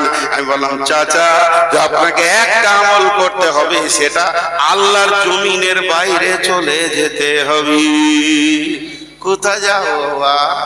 মানতে হবে সোজা রাস্তা। আল্লাহ বলছে, আমার আইন মানবি না, আমার রাজ্যের বাইরে চলে যা, তোর সাথে আমার কোনো ভেজাল নাই। কোথাও যেতে পারবে ও? দেশদ্রোহী 5টা ধরা পড়েছে, তখন ওদেরকে সুপ্রিম কোর্ট থেকে রায় দিয়েছে, ইলেকট্রিক পোলে টেঙ্গে দিবালোকে মানুষের সামনে গুলি করে মারতে হবে। দেশদ্রোহী ধরা পড়েছে, মুশকিল খুব। এবার ওরা কি ধরেছে? রাষ্ট্রপতিকে প্রাণ ভিক্ষা চাইছি। রাষ্ট্রপতি বলছে, 1 সপ্তাহ টাইম দিলাম, দেশের মাটির বাইরে চলে যা। 1 সপ্তাহ পর গোয়েন্দা দিয়ে দেখছে ওরা মালদা আম বাগানে পাকা পাকা আম খেতে গাছে চেপে। পুলিশ বলছে, রে নাম রে শালা, তোদেরকে নিয়ে যাব। ওরা তখন বলছে, রাষ্ট্রপতি বলেছে দেশের বাইরে মাটিতে থাকিস না, আমরা তো গাছে আছি ভাই, মানবে? আল্লাহ বলছে, শোনো, আমার আইন মানবে না, আমার সূর্যের আলো নেবে না, আমার পাতালের পানি খাবে না, আমার জমি চাষ করবে না, আমার আলোর বাইরে তুমি চলে যাও, তোমার সাথে আমার কোনো লেনদেন নেই। আর যদি আমার সূর্যের আলো লাও, আমার অক্সিজেন যদি ব্যবহার করো, আমার মাটিকে যদি তোমরা ব্যবহার করো, তাহলে আমার প্রত্যেকটা আইনকে পুঙ্খানুপুঙ্খানু মেনে নিতে হবে। তেমনি বন্ধুরে, একটু আগে বললাম, আমার রব কোন মানুষ মানুষকে গুনার কারণে জাহান্নামে দেবেন না। আর একবার বলছি, আমার রব কোন মানুষকে গুনার কারণে জাহান্নামে দেবেন না। আমার রব কোন মানুষকে গুনার কারণে জাহান্নামে দেবেন না। যে কারণে জাহান্নামে দেবে সেই কারণটা হচ্ছে মাপ না চাওয়ার কারণে জাহান্নাম যাবে। গুনাহ করা অপরাধ নয়, মাপ না চাওয়াটা অপরাধ। বুঝাতে পারলাম? গুনার কারণে মানুষ জাহান্নাম যাবে না, মাপ না চাওয়ার কারণে যাবে। কারণটা হচ্ছে মাপ না চাওয়া। এবার বলেন, আল্লাহ বলছেন তোমরা যখন গুনাহ করো তখন তোমাদের খুব উদ্দীপনা থাকে, কিন্তু একবার মুখে বলতে হবে আল্লাহ তুমি মাফ করো। এটা তোমরা অলসতার কারণে বলো না। তোমাদেরকে এমন গাফলতি শয়তান দিয়েছে, গুনার ব্যাপারে তুমি হিরো, মাফ চাওয়ার ব্যাপারে তুমি হয়ে গেলে জিরো। আল্লাহ কেমন মাফ করেন? ইন্নাল্লাহা গাফুরুর রহিম। একটা লোক একটাই গুনাহ, একটা লোক একটাই গুনাহ, একটা লোক একই গুনাহকে প্রতিদিন যদি 70 বারের উপর করে থাকে, আল্লাহ 70 বার মাফ করবেন। কেন মাফ করবেন? আল্লাহ বলেছেন আমি মাফ করে নেওয়ালা, ইন্নাল্লাহা গাফুরুর রহিম। তবে প্রত্যেকটি তওবাতে ইখলাস থাকতে হবে যে আমি এই গুনাহ আর করব না, আবার হয়ে গেছে। অতএব মানুষ গুনাহ করে না, মুমিন কোনদিন গুনাহ করে না, ঈমানদার কোনদিন গুনাহ করে না। একটা কথা জিজ্ঞেস করব, উত্তর দেন। রোডে গাড়ি, বাস, ট্রাক, ডাম্পার এরা কি অ্যাক্সিডেন্ট করে? এতগুলো লোক কিছু বলছে না। আর ভালো লাগে, মরা রোগী কি চিকিৎসা হয় গো? মুখ খুলেন, কোন গাড়ি অ্যাক্সিডেন্ট করে? করে না। একটাও অ্যাক্সিডেন্ট হয় না, একটাও অ্যাক্সিডেন্ট করে না। অ্যাক্সিডেন্ট হয়ে যায়, অ্যাক্সিডেন্ট করার অ্যাক্সিডেন্ট হয়ে যাওয়া আসমান জমিন পার্থক্য। কোন ড্রাইভার বলে তুই এদিকে থাক আমি এদিকে লাগাই? কেউ বলেছে কোনোদিন আই জানটাকে দিয়ে দিচ্ছি? না, অ্যাক্সিডেন্ট করে না, অ্যাক্সিডেন্ট হয়ে যায়। মুমিন গুনাহ করে না, গুনাহ হয়ে যায়। অতএব গুনাহ মাফ আছে, 70 বার করলে আল্লাহ মাফ করবেন। যতদিন পশ্চিম দিকে সূর্য না উঠেছে গুনাহ মাফের দরজা রয়েছে বন্ধু আমার। অতএব ইন্নাল্লাহা গাফুরুর রহিম। কোন মানুষ গুনার কারণে জাহান্নাম যাবে না, মাফ না চাওয়ার কারণে জাহান্নাম যাবে। আপনাদের গ্রামের নাম মেদেরদা, সেই জেনটা কই খেপা জেনটা? আপনাদের গায়ে একটা জেন আছে সাব্বির নাম, দেখেছেন? আল্লাহু আকবার। আমার দুখানা জেনের সঙ্গে পরিচয় আছে। একটা জেনের নাম হলো জাসি, ওর বাড়ি বর্ধমান। আগে ডাকলি চলে আসতো, যেখানে বাংলাদেশে দেখেছি তাও গেছে। সত্যি জিনের, ওর বয়স আবার 3600 বছর। 3600 বছর, 3400 বছর। তো যে কথাটা আপনাদেরকে আমি বলছি, ধরেন একদম বর্ষা, চারিদিকে পানি, থই থই ঝড় বৃষ্টি চলছে, এখন কোনো জালসা নাই। ওই অবস্থায় যদি আমি এলাকায় ঘুরি তো মানুষ জিজ্ঞেস করবে কি ব্যাপার। আর জালসার সিজনে যদি ঘুরি তো মানুষ জানবে যে কোথাও জালসা আছে। এ মাল ঘুরছে মানে কোথাও মাইক বাজছে, ঠিক কি না? শামসি মসজিদে উজু করছি তো একজন জিজ্ঞেস করছে জালসা করতে এসেছেন? ওরা না শ্বশুর বাড়ি এসেছি। কি বলবো, কিছু জায়গা থেকে প্রশ্ন করতে হয়। বর্ধমান হসপিটাল থেকে আমি নামছি, আমার স্ত্রী অপারেশন হয়েছিল গলব্লাডারে। আমি নামছি আর একজন সিঁড়িতে উঠছে, বসে ভালো আছেন? আজীব ব্যাপার, কি হয়েছে জিজ্ঞেস করেন। এটা কি ভালো থাকার জায়গা? হাসপাতালটা, হাসপাতালে আছি মানে ভাবতে হবে কেন, কি কারণ। তো ঠিক ধরে নেন আমি অফ সিজনে চলে এসেছি, এসি মসজিদে উঠলাম। আর মসজিদে উঠেছি আর সাব্বির গেছে নামাজ পড়তে, বা ওর আব্বা গেছেন, ওর নানা গেছেন নামাজ পড়তে। হঠাৎ এত বৃষ্টিতে কেন লোকটা তাল পাচ্ছে না। মাস্টার সাহেব নামাজ পড়তে হতে দেখে বর্ধমানই নয়, সবাই অবাক হলো। কিন্তু বন্ধু আমার চারিদিকে বৃষ্টি, হোটেল টোটেল কিছু খোলা নাই, কোনো ওরকম টোটো ধরে এসে পৌঁছেছি মেয়েদের দেয়। রাত্রি তখন 10:30 বেজে গেছে, 8টা বেজে গেছে, 8:30 9টা বাজছিল। জাস্টা সাহেব বাড়ি গেলেন, বাড়িতে গিয়ে বলছে বর্তমানে এসেছে, কিছু খাবার আছে কি? বিবিকে জিজ্ঞেস করছে, বিবি ফিস ফিস করে বলছে কিছু তো খাবার নাই গো, 2-3 পিস মাংস পড়েছে, ডিম আছে, ডিমটাকে অমলেট করে দিই। ওনাকে ডাকেন, ভাতটাকে একটু ওভেনে মাইক্রোওভেনে গরম করে দিই। আচ্ছা ঠিক আছে, আমি একটা কিছু ব্যবস্থা করছি, আপনি ডাকেন। উনি একটা ছেলেকে পাঠালো, বাবা নূর মোহাম্মদকে ডেকে নিয়ে এসো, দেখো গা বর্ধমানি মসজিদে বসে আছি। একটা ছেলে এসে বলছে হুজুর চলেন, মাস্টার সাহেব ডাকছে, কিংবা ডাকছেন হাজি সাহেব ডাকছেন, গেলাম না। 2 নম্বরে একটা ছেলে এলো, আমি গেলাম না। 3 নম্বর একজনকে পাঠালো, আমি গেলাম না। 4 নম্বর একজনকে পাঠালো, আমি গেলাম না। আমাকে কত গুরুত্ব দিচ্ছে। 5 নম্বর একটা লোককে পাঠালো, যাও ডেকে নিয়ে এসো, আমি গেলাম না। 5 বার আমি গেলাম না। যে ডেকেছে তাকে আমি একদম নেকেট করে তেরে ধুমকে তাড়িয়ে দিলাম। কিন্তু হাজি সাহেব কত ভালোবাসেন, মাস্টার সাহেব কত ভালোবাসেন, অত রাত্রিতে ওই ঝিমঝিম পানিতে ছাতাটা নিয়ে এসে মসজিদে বলছেন, ভাই সালাম আলাইকুম, আসেন, যেটুকু খাবার আপনার আমার কপালে আল্লাহ জুটিয়েছে 2 ভাইয়ে খেয়ে নেব। ঝাঁকি দিয়ে ছেড়ে নিলাম, গেলাম না। এইভাবে রাতটা চলে গেল, ক্ষুধার্ত অবস্থায় গেল। ফজরের নামাজ পড়ে আমি চায়ের দোকানে বসেই বলছি, মেয়েদের লোক বেঈমান, এদের ঈমান নাই, এদের কোনো চেতনতা নাই, মেহমানের প্রতি এদের কোনো গুরুত্ব নাই। আমি সারাটা রাত না খেয়ে থাকলাম, আমার ব্যাপারে কোনো খবর নিল না। একবার মুখ খুলে বলেন, আমার দাবিটা সত্য না আমার দাবিটা মিথ্যা? বলেন, দাবিটা মিথ্যা কিনা? সবাই যদি একবার মুখ খুলেন, কোনো গুনাহ হবে? হবে? জোরে বলেন, সত্য না মিথ্যা? মিথ্যা। কেন? 5 বার 6 বার ডেকে পেল না। আমার রব বলছেন, তোর কাছে আমাকে শিখতে হবে, মাফ করে ডিউটিটা আমার, তোর কাছে কি আমাকে চেতনতা নিতে হবে? আমার কি বিবেক নাই, আমার কি জ্ঞান নাই? তোর গুনাহ করেছিস তুই, মাফ করব আমি। তাই ফজরের সময় মসজিদে দিয়ে বললাম, আমার গোলামদেরকে আমার ঘরে ডেকে দে, আমি রব রেডি হয়ে গেছি তার গুনাহকে মাফ করার জন্য। তোকে আমি পাইনি। জোহরে ডেকেছি, তোকে আমি পাইনি। আসরে ডেকেছি, তোকে আমি পাইনি।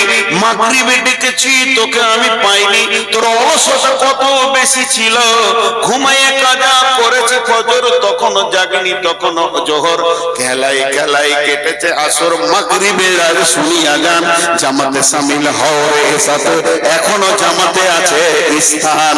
তারপরও তোকে আমি এসাতেও ডেকে পাইনি। 5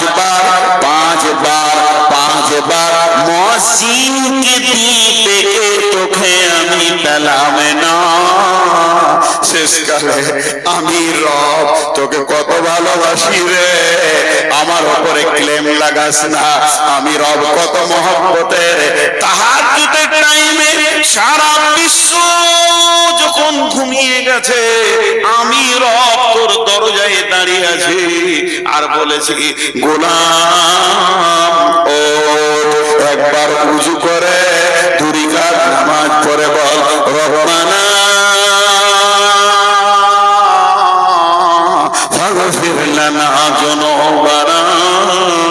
আমি রব নিজে এসেছি তোর ঘরের দরজায়। পাপ করেছিস তুই, আগুন জ্বালিয়েছিস তুই, পাপের আসামি তুই। আমি হলাম রব, আমি তোকে কত ভালোবাসি রে। তোর পাপে আগুন জ্বলছে, কিন্তু আমি রবের শান্তি হচ্ছে না। আমি তোর দরজায় ডাক দিয়েছি, তখন তুই গরুর মতো নাক ডেকে ঘুমিয়েছিলি। অতএব কোন মানুষ জাহান্নাম গুনার কারণে যাবে না, যাবে অলসতা করে। রবের কাছে সে ক্ষমা চাইনি। আমাদের রব 70 বছরের কঠোর মুশরিককেও মাফ করতে পারেন। তার প্রেমে যদি কেউ জড়িয়ে যেতে পারে, এর থেকে প্রেমিক রব আর কেউ নাই।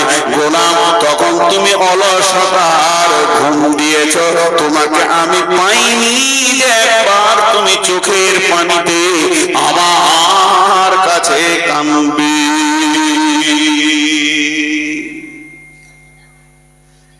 বলেন জাহান্নাম যাওয়ার কারণে আল্লাহ মাফ করেনি না মাফ নিতে পারিনি? জি ভাই, মাফ নিতে পারিনি।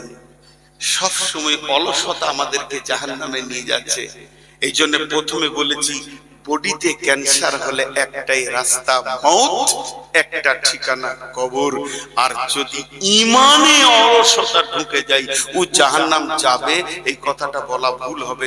বরং কোরআন যেটা বলছে ওইটা বলতে হবে, জাহান্নাম যাবি নিশ্চিত। অনিশ্চয়তার কোনো কথা নাই, এখন নিশ্চিত কথা যে ও জাহান্নাম যাবি। ভাইরা আমার, অনেক কথা আপনাদের সামনে রাখলাম, টোটাল একবার সারাংশ টানছি। জি, টোটালটা একবার সারাংশ টানছি। একটা তার আগে হাদিস বলি। জি মাস্টার স্যার,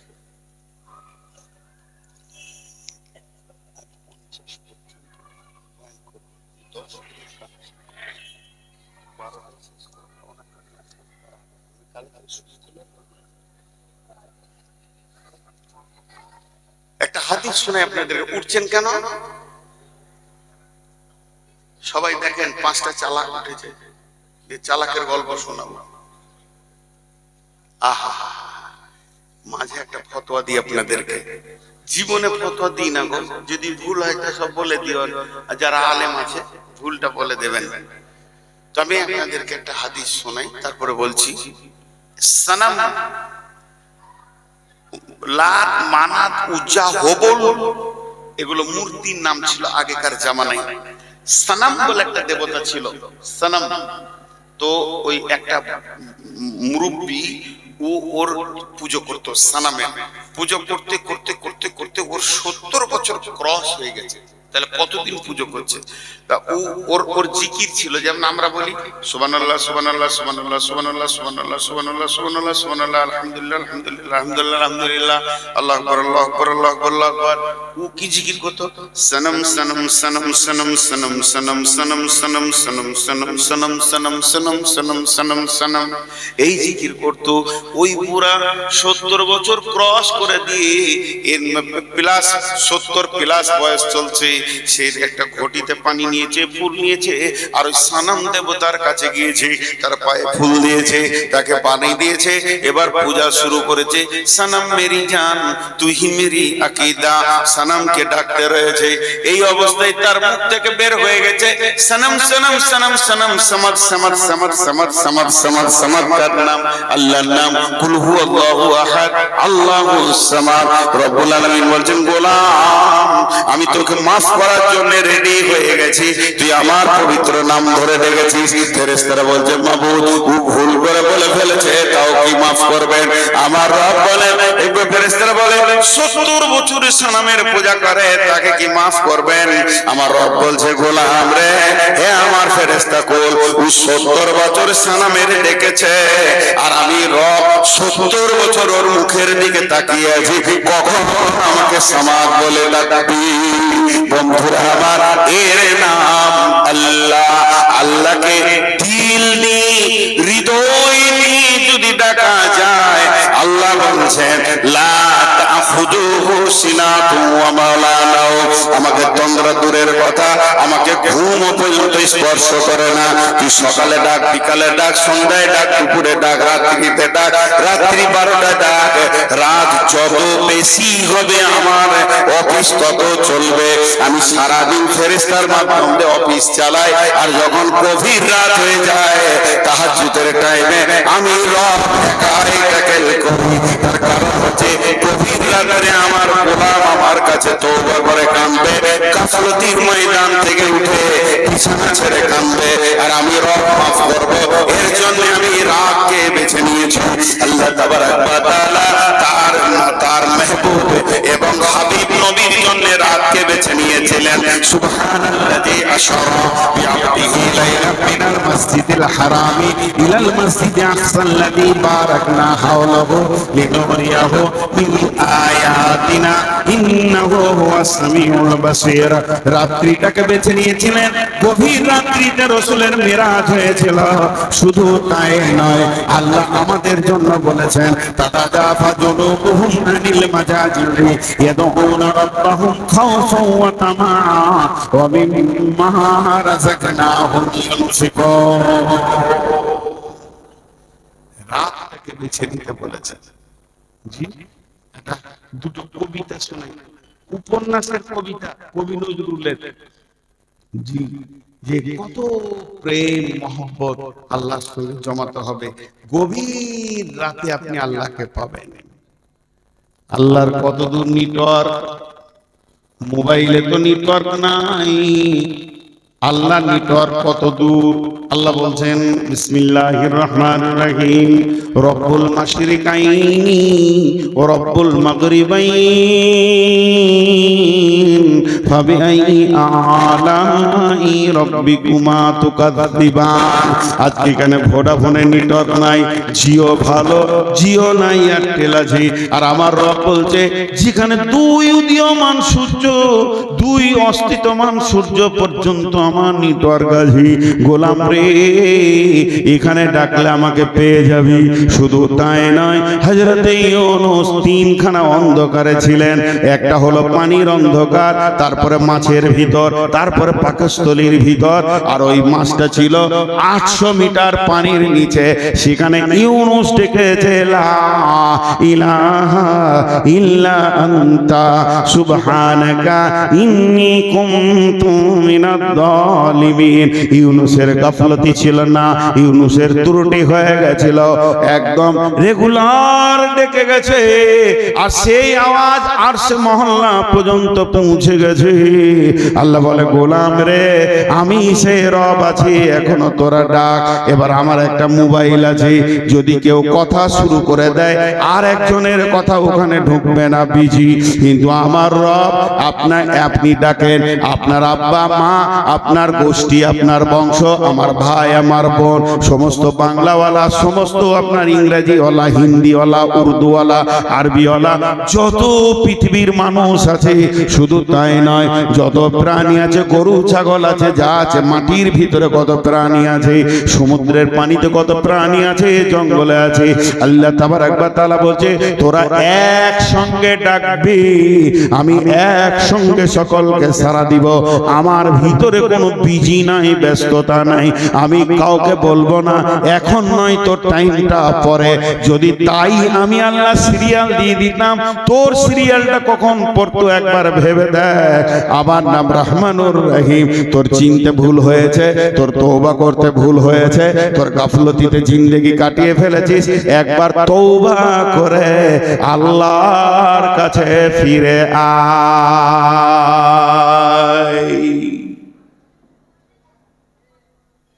আমরা চিনতে ভুল করে দিয়েছি, জাহান্নাম মানুষ এমনি যাবে না। জি, আল্লাহ কত মেহেরবান। কবরের আযাব রেখেছে কেন জানেন? যাতে মানুষটা জাহান্নাম না যায়। ও যে পাপটা করেছে কবরেই মাইনাস হয়ে যায়। যার কবরে ক্লিয়ার হলো না, তো কিয়ামতের মাঠে লম্বা দাঁড়িয়ে থাক, বিচার তো আল্লাহ 1 সেকেন্ডে করে নিতে পারবে। এতদিন কেন দাঁড় করাচ্ছে? যাতে করে মানুষটা জাহান্নাম না যায়। সেখানে কিছু মাপ হবে, তারপরে পুলিশেরাতে ছাড়বে। কেন এত লম্বা পুলিশেরাত করলেন আল্লাহ? যাতে জাহান্নাম না চলে যায়, যাতে জাহান্নাম না চলে যায়। একটা মহিলা রান্না করছেন, এমনি করে লকড়িটা দিচ্ছে, আগুনটা জ্বলে উঠছে, এদিকে আবার সবজি রেডি করছে, আবার একবার করে ওটাকে না করে চামচ দিয়ে লাড়তে হচ্ছে, লেগে যাবে নাকি। কটা কাজ করছে? 4টা কাজ। একবার করে জাল দিচ্ছে, এক নম্বর, 2 নম্বর একবার ওই রান্নাটাকে লাড়ছে যাতে না লেগে যায়, 3 নম্বর দ্বিতীয় সবজি রেডি করছে, আর 4 নম্বর তার একটা দুধের বাচ্চা এরকম করে পাছাটা ঘাঁচতে ঘাঁচতে আগুনের দিকে চলে গেছে, এইভাবে টেনে সরাচ্ছে। তাহলে ওকে 4টা কাজ, একবার বাচ্চাটা সরায়, একবার লকড়িটা ভরে, একবার চামচটা লাড়ে, এদিকে রসুন পেঁয়াজ রেডি করে। এই অবস্থায় বিশ্ব নবী পৌঁছে গেলেন। নবীজির দিকে তাকিয়ে মহিলাটা বলছেন, তখন পর্দার আয়াত নাজিল হয়নি, নবীজিকে বলছেন, ইয়া রাসূলুল্লাহ, এটা হলো দুনিয়ার আগুন, এটা তো জাহান্নামের আগুন নয়, এর থেকে তো 70 গুণ বেশি তেজ হলো জাহান্নামের আগুন। ও দয়ার নবী গো, এটা আমার পেটের সন্তান, এটা তো আমি আমার বান্দা নয়, আমি ওর আল্লাহ নয়, তা আল্লাহর মায়া তো মায়ের থেকেও বেশি, আর আমি আমার বাচ্চাটাকে মা হয়ে কতটা ভালোবাসছি যেন আমার ছেলেটা দুনিয়ার আগুনে পুড়ে না যায়, এর জন্য বারবার টেনে সরাচ্ছি। আমার রব কি তার গোলামকে কেমন করে জাহান্নামের আগুনে দেবে? ইয়া রাসূলুল্লাহ, রবের কি দিল কাঁপবে না? রব কি দিতে গিয়ে তার কষ্ট হবে না? বিশ্বনবী বললেন, ও মহিলা, আমার রব চাই না তার গোলাম জাহান্নাম চলে যাক, এর জন্য হাজারো রাস্তা বের করেছে। গভীর রাত্রিতে খালি একবার বল, রব্বানা ফাগফির লিনা, মাফ। মা তো মাফ করতেই পারবে না। আমার মা বলেছে, বেটা নূর মোহাম্মদ, বলে কি? বলে বেলডাঙ্গা চললি? বলে হ্যাঁ। আমার জন্য কলা দই আর ছিঁড়ে নিয়ে আসবি। আমি কাজে কাজে দৌড়তে দৌড়তে ভুলে গেছি। মা যখনই আমি বাইক নিয়ে ঘর ঢুকছি, মা বলছে, বেটা এলি নাকি বাবা? আমি তো লম্বা করে জিভ বার করতে ভুল করে দিয়েছি। মা তো দই ছিঁড়ের কথা বলেছিল। মায়ের কণ্ঠস্বর মনে পড়ে দিয়েছি। অনেক রাত্রি হয়ে গেছে, মায়ের সামনে কান ধরে দাঁড়িয়ে গেলাম, মা আমাকে মাফ করে দেন, ক্ষমা করে দেন, আমি আপনার মালটা আনতে ভুলে গেছি, কাল সকালে ফার্স্টে এনে দিব। আমার মা এক চান্সে মাফ করতে পারবে না, এতগুলো লিস্টি দেবে। আজকে দই এনে দিলি না, রমজান মাসে তুই ছিঁড়ে এনে দিসনি, আর একদিন ওষুধ এনে দিলি না, একদিন ডাকলাম পেছন করে চলে গেলি, তোকে আমি দুধ খাইয়েছি, তোর প্রসব যন্ত্রণা আমি যন্ত্রণা নিয়েছি, তোকে আমি পেটে 9 মাস বহন করেছি। শুধু তাই নয়, তোর পেচ্ছাপ পায়খানা 2 হাতে করে সাফ করেছি। তুই এত বড় ধৃষ্ট হয়ে গেছিস, আমার কথা শুনছিস না। এরপরে মা মাফ করবে, মা এতগুলো শোনাবে, তারপরে মাফ করবে। আমার রব কেমন, আমার আল্লাহ কেমন। 70 বছর ধরে মাতাল জোয়ারি হয়ে জীবন কাটাচ্ছি। আজকে রাত্রিতে যদি একবার বলি রব্বানা ফাগফির লানা, আল্লাহ বলবে মাফ। কেন করেছিস? আল্লাহর শব্দ আসবে না, আল্লাহ একবারও বলবে না কেন করলি। আল্লাহ কথা দিয়েছেন তুই ক্ষমা চাইবি, আমি তোকে ক্ষমা করব, এর নাম আল্লাহ। কিন্তু হতভাগা এত অলসতাই জীবন কাটছে, একবারও ইবাদত করা তো দূরের কথা, ক্ষমা চানোর মতো সময়টা হাতে নাই। পাপ করতে ভালো লাগছে, মাপ চাইতে লজ্জা লাগছে। এরা কি সাধে জাহান্নামে যাবে? রাসূল বলছেন এদের চরিত্র জাহান্নামে নিয়ে যাবে। বিধায় একটি কথা আপনাদেরকে বলি, আপনারা, আমি 10 মিনিট টাইম নিব আপনাদের কাছে। এটা জিহাদ, উঠবেন না। ডানে বামে আলেম আছে। জিহাদের 2টো পার্ট, একটা মাল দেওয়া, একটা জান দেওয়া, দুটোর নাম জিহাদ। ওয়াতুজাহিদুনা ফি সাবিলিল্লাহি বিআমওয়ালিকুম ওয়া আনফুসিকুম। জান মাল দুটি দেওয়ার নাম জিহাদ। অতএব জান দিয়ে জিহাদ শুরু হয় না, মাল দিয়ে শুরু হয়। এখন মালের জিহাদ চলবে। 10 মিনিটের আগে যিনি উঠে যাবেন, আমি তাকে গাল দিব না, আমি তাকে খারাপ বলবো না, আমি তার জন্য বদদুয়া করব না, তবে বলছি আল্লাহর পাকড়ায় পড়ে যাবে। কারণ ইতিহাস খুঁজে দেখেন, জিহাদের ময়দান থেকে যতজন পালিয়েছে সব মুনাফিক ছাড়া অন্য কেউ নয়। আপনাদের হাতগুলো ধরছি, আব্বা, ভাই, বন্ধু, বেটা, সোনামানিক, 10 মিনিটের আগে কেউ জায়গা ছাড়বেন না। তাতে আপনার যা আছে কপালে, 10 মিনিট আগে কেউ জায়গা ছাড়বেন না। মাদ্রাসার মৌলবি আর কমিটিরা বলে দে বাপ, দে বাপ, দে বাপ, দিতে মন হয় না, কিন্তু রাত 12টায় ডাকাত ঢুকলে উল্টিয়ে বলবে লে বাপ, লে বাপ। দু জায়গায় মানুষ টাকা দেয়, এক হসপিটালে আর এক ডাকাতের হাতে আর উকিলের হাতে। তখন দিতে ভালো লাগে। বন্ধু আমার, কোরআনে আছে একদিন মানুষ দিতে চাইবে, যখন জাহান্নামের নিচে চলে যাবে তখন জাহান্নাম থেকে চিৎকার মেরে বলবে, আল্লাহ আমি সর্বস্ব দান করে দিলাম। কোরআন বলছে লা ইয়াখুযু মিনকুম ফিদিয়াতুন, সেই দিন নেওয়া হবে না, ধুমকেতেরে দেওয়া হবে। কোন আল্লাহর গোলাম আছেন একটা 10,000 টাকা দেবেন? কোন আল্লাহর গোলাম আছেন? আমি 10টা মিনিট চেয়ে নিয়েছি আপনাদের কাছে, 12টা 5-এ ছাড়ব। আল্লাহর গোলাম কেউ আছেন? হ্যাঁ, খোরশেদ মোল্লা নগদ দান 15,000 টাকা, মৃত পিতা ও মাতার জন্য স্ত্রী। আহা, স্ত্রী, ঠিক আছে, দোয়া করব। কেউ আছেন? 10,000, 1,000। আপনি গরিব মানুষ, আপনি কেন 10,000 মাথা ভরতে যাবেন? 1,000, 1 থেকে 10 পর্যন্ত বলছি, আর 10 মিনিট টাইম নিয়েছি, 1.5 মিনিট চলে গেল, 8.5 মিনিট আছে। কেউ আছেন আল্লাহর গোলাম? মাশাআল্লাহ, লিখেন। কি নাম ভাই? 1,000 টাকা, মাশাআল্লাহ।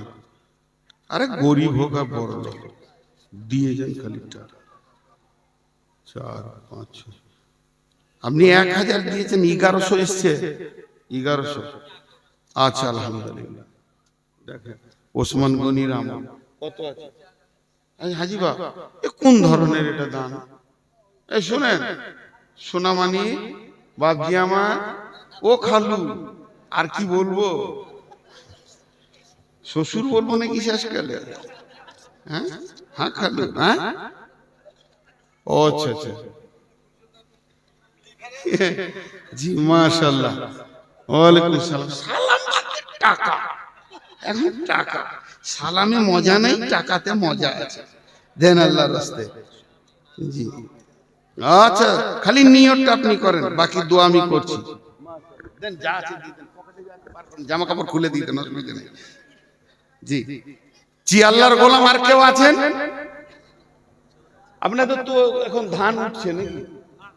ধানের এলাকা না, ধনিয়া সবজি, মাশাআল্লাহ, সবজি। একটা বেলা বেলা এলে দুটো ফুলকপি নিয়ে বাড়ি যেতাম, আজকে বাড়ি যাব, তাও তো মনটা খুশি হতো। হ্যাঁ হ্যাঁ, এখন আমাদের ধানের টাইম তো। টাকা খুলে দেন, হ্যাঁ মাশাআল্লাহ। আর কেউ আছেন? 1,000, 2,000 আছে, শুনেন, ওই যে ঘুরছে ওনাদের হাতে দেন। তারপরে যদি কেউ লিখিয়ে দেবেন তো লিখিয়ে দেন, পরবর্তীকাল উঠে পালাবেন না কিন্তু, যে পালাবে ও ঘর যাবে না, হসপিটাল যাবে। এ যা রাস্তা, আল্লাহকে বলবো, আল্লাহ একটা ফেরেশতা পাঠিয়ে দেবো যেন ঠেলে ফেলে দেয়, না ফেটে একজন হাসপাতাল চলে যাবে। মাশাআল্লাহ, দাও। এখন আর শুনতে পাই কে? এই একটা ইমদাদুল কানা হলো, নিয়ে আসে 5-6 লিট ছেড়ে দিব, আর 6 মিনিট আছে। মাঝে একটা কথা বলি, আমার পরে বক্তা আসছে। মাশাআল্লাহ, এই কোন ধরনের ধান? টাকাকে মুচুড়ে রেগে যাও, তোকে দিয়ে দিলাম, টাকা খুলে দেন। বাবজি সোনামানি কত দিয়েছেন গো? 1,000, একটু বাড়ানো যাবে না? মোটেই যাবে না, একবার ভেবে দেখেন। মাশাআল্লাহ, জাযাকাল্লাহ, আল্লাহ তোমার বান্দা। 5,000 টাকা, আহা কত দুঃখ ছিল। ওকে দেখা যাবে না, এখানে বাইরে আছে। আহা, আল্লাহ তার দুঃখ মিটে দেয়। আচ্ছা, আপনার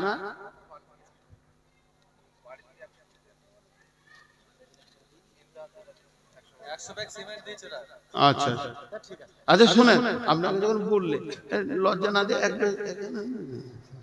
হ্যাঁ, বিচারা কত আশা করে বললে, দৌড়ে এলো, জাযাকাল্লাহ, এটা ভালো জিনিস। আর কি আছে? টাকা নিয়ে দেখছো? জি, আর কে আছেন? হ্যাঁ, আমার পরে যে বক্তা, সেগুলো উদীয়মান বক্তা, যুগ উপযোগী বক্তা। অতএব একটা মিনিট নড়বেন না। এই কে লাইন মারছে রে? বেয়াদব। বুড়ি গেছি এখন লাইট মারছি, যখন ইয়ং ছিলাম তখন খবর ছিল না। জি, আনসার শেখ 5,000 টাকা।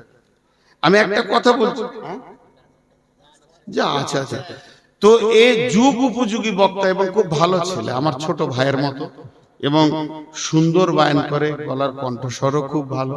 আমাদের বুড়া মানুষ খালি ভ্যাড় ভ্যাড় করছে গো, শুনতেই নাই। তো আপনারা উঠবেন না, বলেন ইনশাআল্লাহ। কে কে উঠে পালাবেন হাত তুলেন তো দেখি। ওয়াদা করছেন কিন্তু আল্লাহ করে, আর 4 মিনিট আছে, 4 মিনিট মাত্র। আপনাদের ওয়াদা যেন ঠিক থাকে, এবং খুব সুন্দর বায়ান করে, ভালো ছেলে, গলাও ভালো, খুব সুন্দর বায়ান করে। আল্লাহ তাবারক ওয়া তাআলা কাছে দোয়া করব। আর কেউ আছেন? বসেন। জি, এই অত তাড়াতাড়ি পালাচ্ছি কেন? তো তোমাকে আমি ধরেছি না, বেঁধে রেখেছি। দাও 10 টাকা দাও। এত তাড়াতাড়ি দাও, ওটা দিয়ে দাও। এত তাড়াতাড়ি করছে, মনে হয় যেন ডাকাতি করছি আমি। আর কেউ আছে? কি রে বাবা, ঘুমাচ্ছিলে নাকি? আর কেউ আছেন? 10,000 5,000 দেনেওয়ালা, 20,000 দেনেওয়ালা ভাইয়া উঠে যেন না। আর 2 মিনিট থাকবো আমি আপনাদের সামনে। ওই যে একটা মোটা টাকা আসছে। আচ্ছা, এতক্ষণ কি করছিল? দাঁড়ান দাঁড়ান, আর টাকা নেওয়ার আগে খানি প্রশ্ন করবো, এতক্ষণ কি শুনতে পান না? হ্যাঁ, সিজার করতে হলো? দাঁড়ান দাঁড়ান, পালায় না। এই ভাই, কোন ধরনের কথা বলছেন? কত আছে? 5,000? ও দেখছে আমার লেগে ওর ধারণা খারাপ হয়ে গেছে যে চিটিং মাল আছে, ধরে নেবে, তাড়াতাড়ি করে পালাচ্ছে। মাশাআল্লাহ, গোটা বাইনটা শুনেছে, 5,000 টাকাও দিল। ভাই আর কেউ আছেন? আর কেউ আছেন আল্লাহর গোলাম? এতগুলির মধ্যে আর কেউ নেই? জি, মাশাআল্লাহ। তো আমি দোয়া দিচ্ছি, আপনারা একবার আমিন বলবেন, সবাই বুঝে বুঝে আমিন বলবেন। এই আল্লাহ, সন্ধ্যা থেকে এই পর্যন্ত যতগুলি দান করেছে সব দান তুমি কবুল করে নাও। কই আমিন বললেন? এই আল্লাহ, কেউ মা বাপের নামে, স্ত্রীর নামে, স্বামীর নামে, ভাই বোনের নামে যে যা নিয়তে দান করেছে, আল্লাহ তুমি নিয়তকে পুরা করে দাও। এই আল্লাহ, আমি তো জানি না কে দান করেছে, কত দান করেছে, আর কেন দান করেছে। আল্লাহ তুমি তিনটি জানো। আল্লাহ সকলের নিয়তকে তুমি পুরা করে দাও। এই আল্লাহ, যাদের আত্মীয় স্বজন মারা গেছে, মা বাপ, ভাই বোন, স্ত্রী, স্বামী, নানা নানি, দাদা দাদি, এদের নামে যারা দান করেছে, এই দানের বদলতে তার কবরকে তুমি কুশাদা করে দাও, নূরে মনোয়ার করে দাও। আচ্ছা, মাশাআল্লাহ, দেখেন বাচ্চার জন্য দান করছে। আল্লাহ কঠিন কিয়ামতের দিন আবার সবকে একসঙ্গে মহব্বতের জায়গায় করে দিও মাবুদ। আমিন বলে না? এই আল্লাহ, এই মাদ্রাসা শুরু থেকে আজ পর্যন্ত যত জন দান করেছে সব দান তুমি কবুল করে নাও। সমস্ত মুমিন মুসলমানের কবরকে তুমি নূরে মনোয়ার করে দাও। এই আল্লাহ, সন্ধ্যা থেকে নিয়ে যা কিছু আমরা শুনলাম যে আমরা মানুষত্ব থেকে হারিয়ে ফেলেছি, আল্লাহ আবার তুমি আমাদেরকে মানুষত্বের জগতে ফিরিয়ে দাও। এই আল্লাহ, তোমার ঘরের দরজাকে চিনার তুমি তৌফিক দাও। এই আল্লাহ, আমি পশু, আমি শুকর কুকুরের থেকে খারাপ আজকে বুঝতে পারলাম। আল্লাহ, আমার ভিতর থেকে পশুত্বকে দূর করে তুমি মনুষ্যত্বে ফিরিয়ে দাও। আল্লাহ, তুমি আমাদেরকে কবুল করো, বলেন আল্লাহুম্মা আমিন। আল্লাহ তাবারক ওয়া তাআলা আমাদের শোনা বলার থেকে বেশি করে আমল করার তৌফিক দান করুন। আল্লাহুম্মা আমিন। আসসালামু আলাইকুম ওয়া রাহমাতুল্লাহি ওয়া বারাকাতুহু।